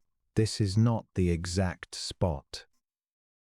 Another voice must have answered him, for he replied to it, "Yes, yes, it is the right day, but this is not the place." I continued my walk toward the wall. At no point did I see or hear anyone. The little prince, however, replied once again, "Exactly. You will see where my track begins in the sand. You have nothing to do but wait for me there. I will be there tonight." I was only 20 meters from the wall, and I still saw nothing. The little prince said again, after a silence, "You have good poison. You are sure that will not make me suffer too long." I stopped in my tracks, my heart torn asunder, but still I did not understand. "Now go away," said the little prince. "I want to get down from the wall." I dropped my eyes, then, to the foot of the wall, and I leaped to my feet. There before me, facing the little prince, was one of those yellow snakes that take just 30 seconds to bring your life to an end. Even as I was digging into my pocket to get out my revolver, I made a running step back. But at the noise I made, the snake let himself flow away in a kind of dying fall between the stones and, with a light metallic sound, slid away among the gravel. I reached the wall just in time to catch my little man in my arms. His face was white as snow. "What does this mean?" I demanded. "Why are you talking with snakes?" I had loosened the golden muffler that he always wore. I had moistened his temples and had given him some water to drink, and now I did not dare ask him anything more. He looked at me very gravely and put his arms around my neck. I felt his heart beating like the heart of a dying bird shot with someone's rifle. He said to me, "I am glad that you have found what was the matter with your engine. Now you will be able to go home." "How do you know about that?" I was just coming to tell him that my work had been successful beyond anything that I had dared to hope. He made no answer to my question, but he added, "I too am going home today." Then sadly, "It is much farther. It is much more difficult." I realized clearly that something extraordinary was happening. I was holding him close in my arms as if he were a little child, and yet it seemed to me that he was rushing headlong toward an abyss from which I could do nothing to restrain him. His look was very serious, like someone lost far away. "I have your sheep, and I have the sheep's box, and I have the muzzle." And he gave me a melancholy smile. I waited a long time. I could see that he was reviving little by little. "Dear little man, you are afraid." He was afraid, there was no doubt about that, but he laughed lightly. "I shall be much more afraid this evening." Once again I felt myself frozen by the sense of something irreparable, and I knew that I could not bear the thought of never hearing that laughter any more. For me, it was like a spring of fresh water in the desert. "Little man, I want to hear you laugh again. Tonight, it will be a year, my star, then, can be found right above the place where I came down to earth a year ago. Little man, tell me that it is only a bad dream, this affair of the snake, and the meeting place, and the star. But he did not answer my plea. He said to me, instead, "The thing that is important is the thing that is not seen." Yes, I know. It is just as it is with the flower. If you love a flower that lives on a star, it is sweet to look at the sky at night. All the stars are abloom with flowers. Yes, I know. It is just as it is with the water, because of the pulley and the rope. What you gave me to drink was like music. You remember how good it was. Yes, I know. And at night you will look up at the stars. Where I live, everything is so small that I cannot show you where my star is to be found. It is better like that. My star will just be one of the stars for you. And so you will love to watch all the stars in the heavens. They will all be your friends. And, besides, I am going to make you a present. He laughed again. Ah, little prince, dear little prince, I love to hear that laughter. That is my present, just that. It will be as it was when we drank the water. What are you trying to say? All men have the stars, he answered, but they are not the same things for different people. For some, who are travelers, the stars are guides. For others, they are no more than little lights in the sky. For others, who are scholars, they are problems. For my businessmen, they were wealth. But all these stars are silent. You alone, will have the stars as no one else has them. What are you trying to say? In one of the stars I shall be living. In one of them I shall be laughing. And so it will be as if all the stars were laughing when you look at the sky at night. You, only you, will have stars that can laugh. And he laughed again. And when your sorrow is comforted, time soothes all sorrows, you will be content that you have known me. You will always be my friend. You will want to laugh with me. And you will sometimes open your window, so, for that pleasure. And your friends will be properly astonished to see you laughing as you look up at the sky. Then you will say to them, "Yes, the stars always make me laugh." And they will think you are crazy. It will be a very shabby trick that I shall have played on you. And he laughed again. It will be as if, in place of the stars, I had given you a great number of little bells that knew how to laugh. And he laughed again. Then he quickly became serious. Tonight, you know, do not come. I shall not leave you, I said. I shall look as if I were suffering. I shall look a little as if I were dying. It is like that. Do not come to see that. It is not worth the trouble. I shall not leave you. But he was worried.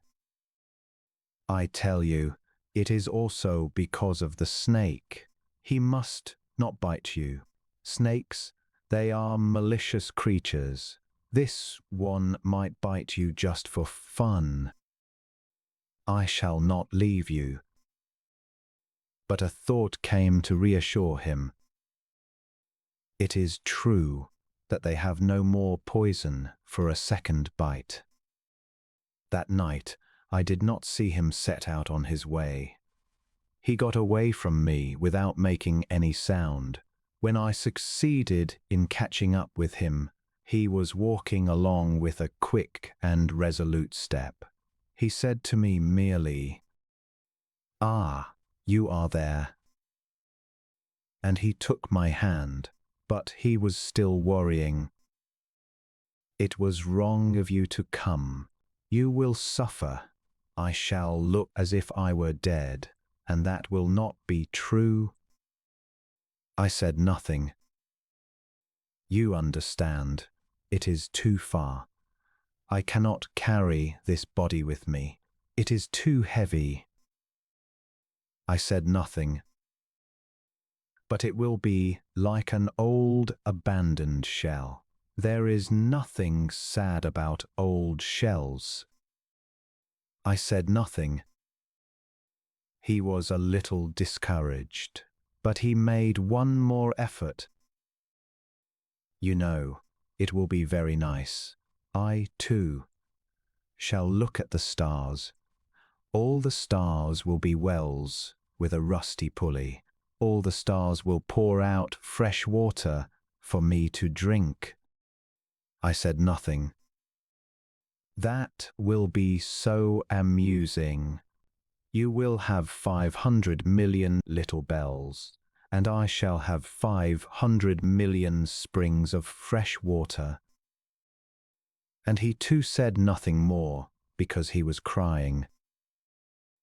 "Here it is. Let me go on by myself."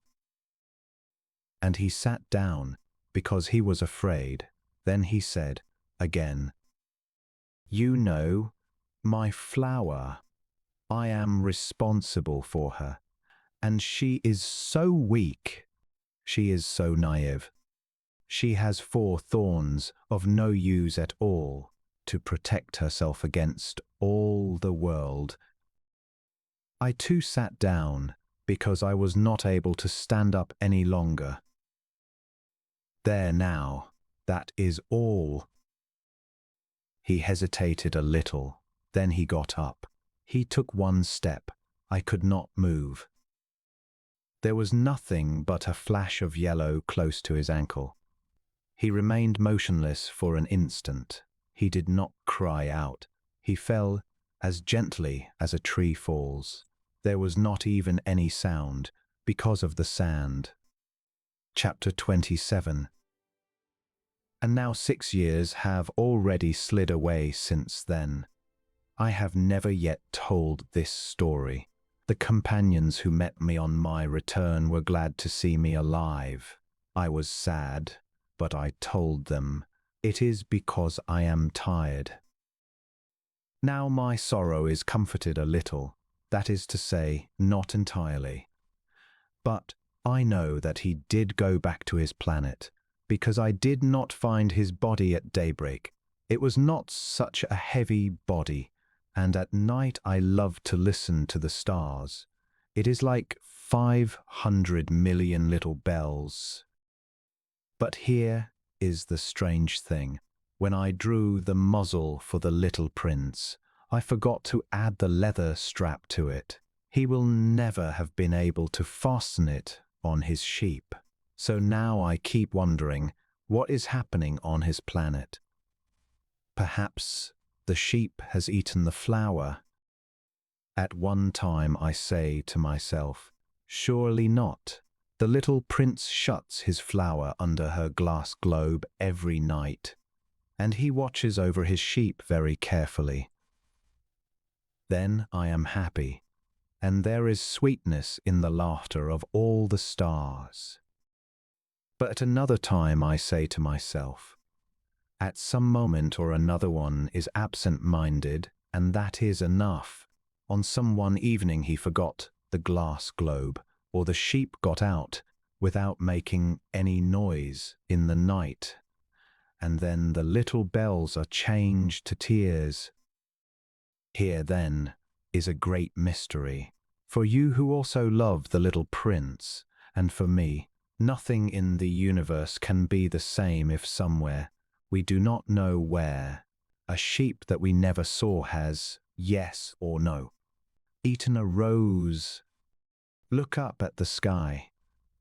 Ask yourselves, is it yes or no? Has the sheep eaten the flower? And you will see how everything changes. And no grown-up will ever understand that this is a matter of so much importance. That is the end of The Little Prince. Saint-Exupéry wrote this book in 1942. 2 years later, he climbed into his airplane on a reconnaissance mission over the Mediterranean. He was 44 years old. He never came back. No wreckage was found for decades. It was as if he had simply gone. I have always thought that was the right ending for the man who wrote this story. Not a crash, not a grave, just gone, back to the stars, perhaps where a little prince was waiting. Tonight you listen to a book about what it costs to love something, about how the time you spend on something, watering it, worrying over it, staying up for it, is exactly what makes it yours, about how the things that matter most are always the things you cannot see. I hope you remember that tomorrow, when you look at someone you love, when you look up at the sky. The little prince is up there somewhere, and his flower has her 4 thorns, and somewhere, in a box, a sheep is sleeping. Good night. Sleep well. Thank you for being here.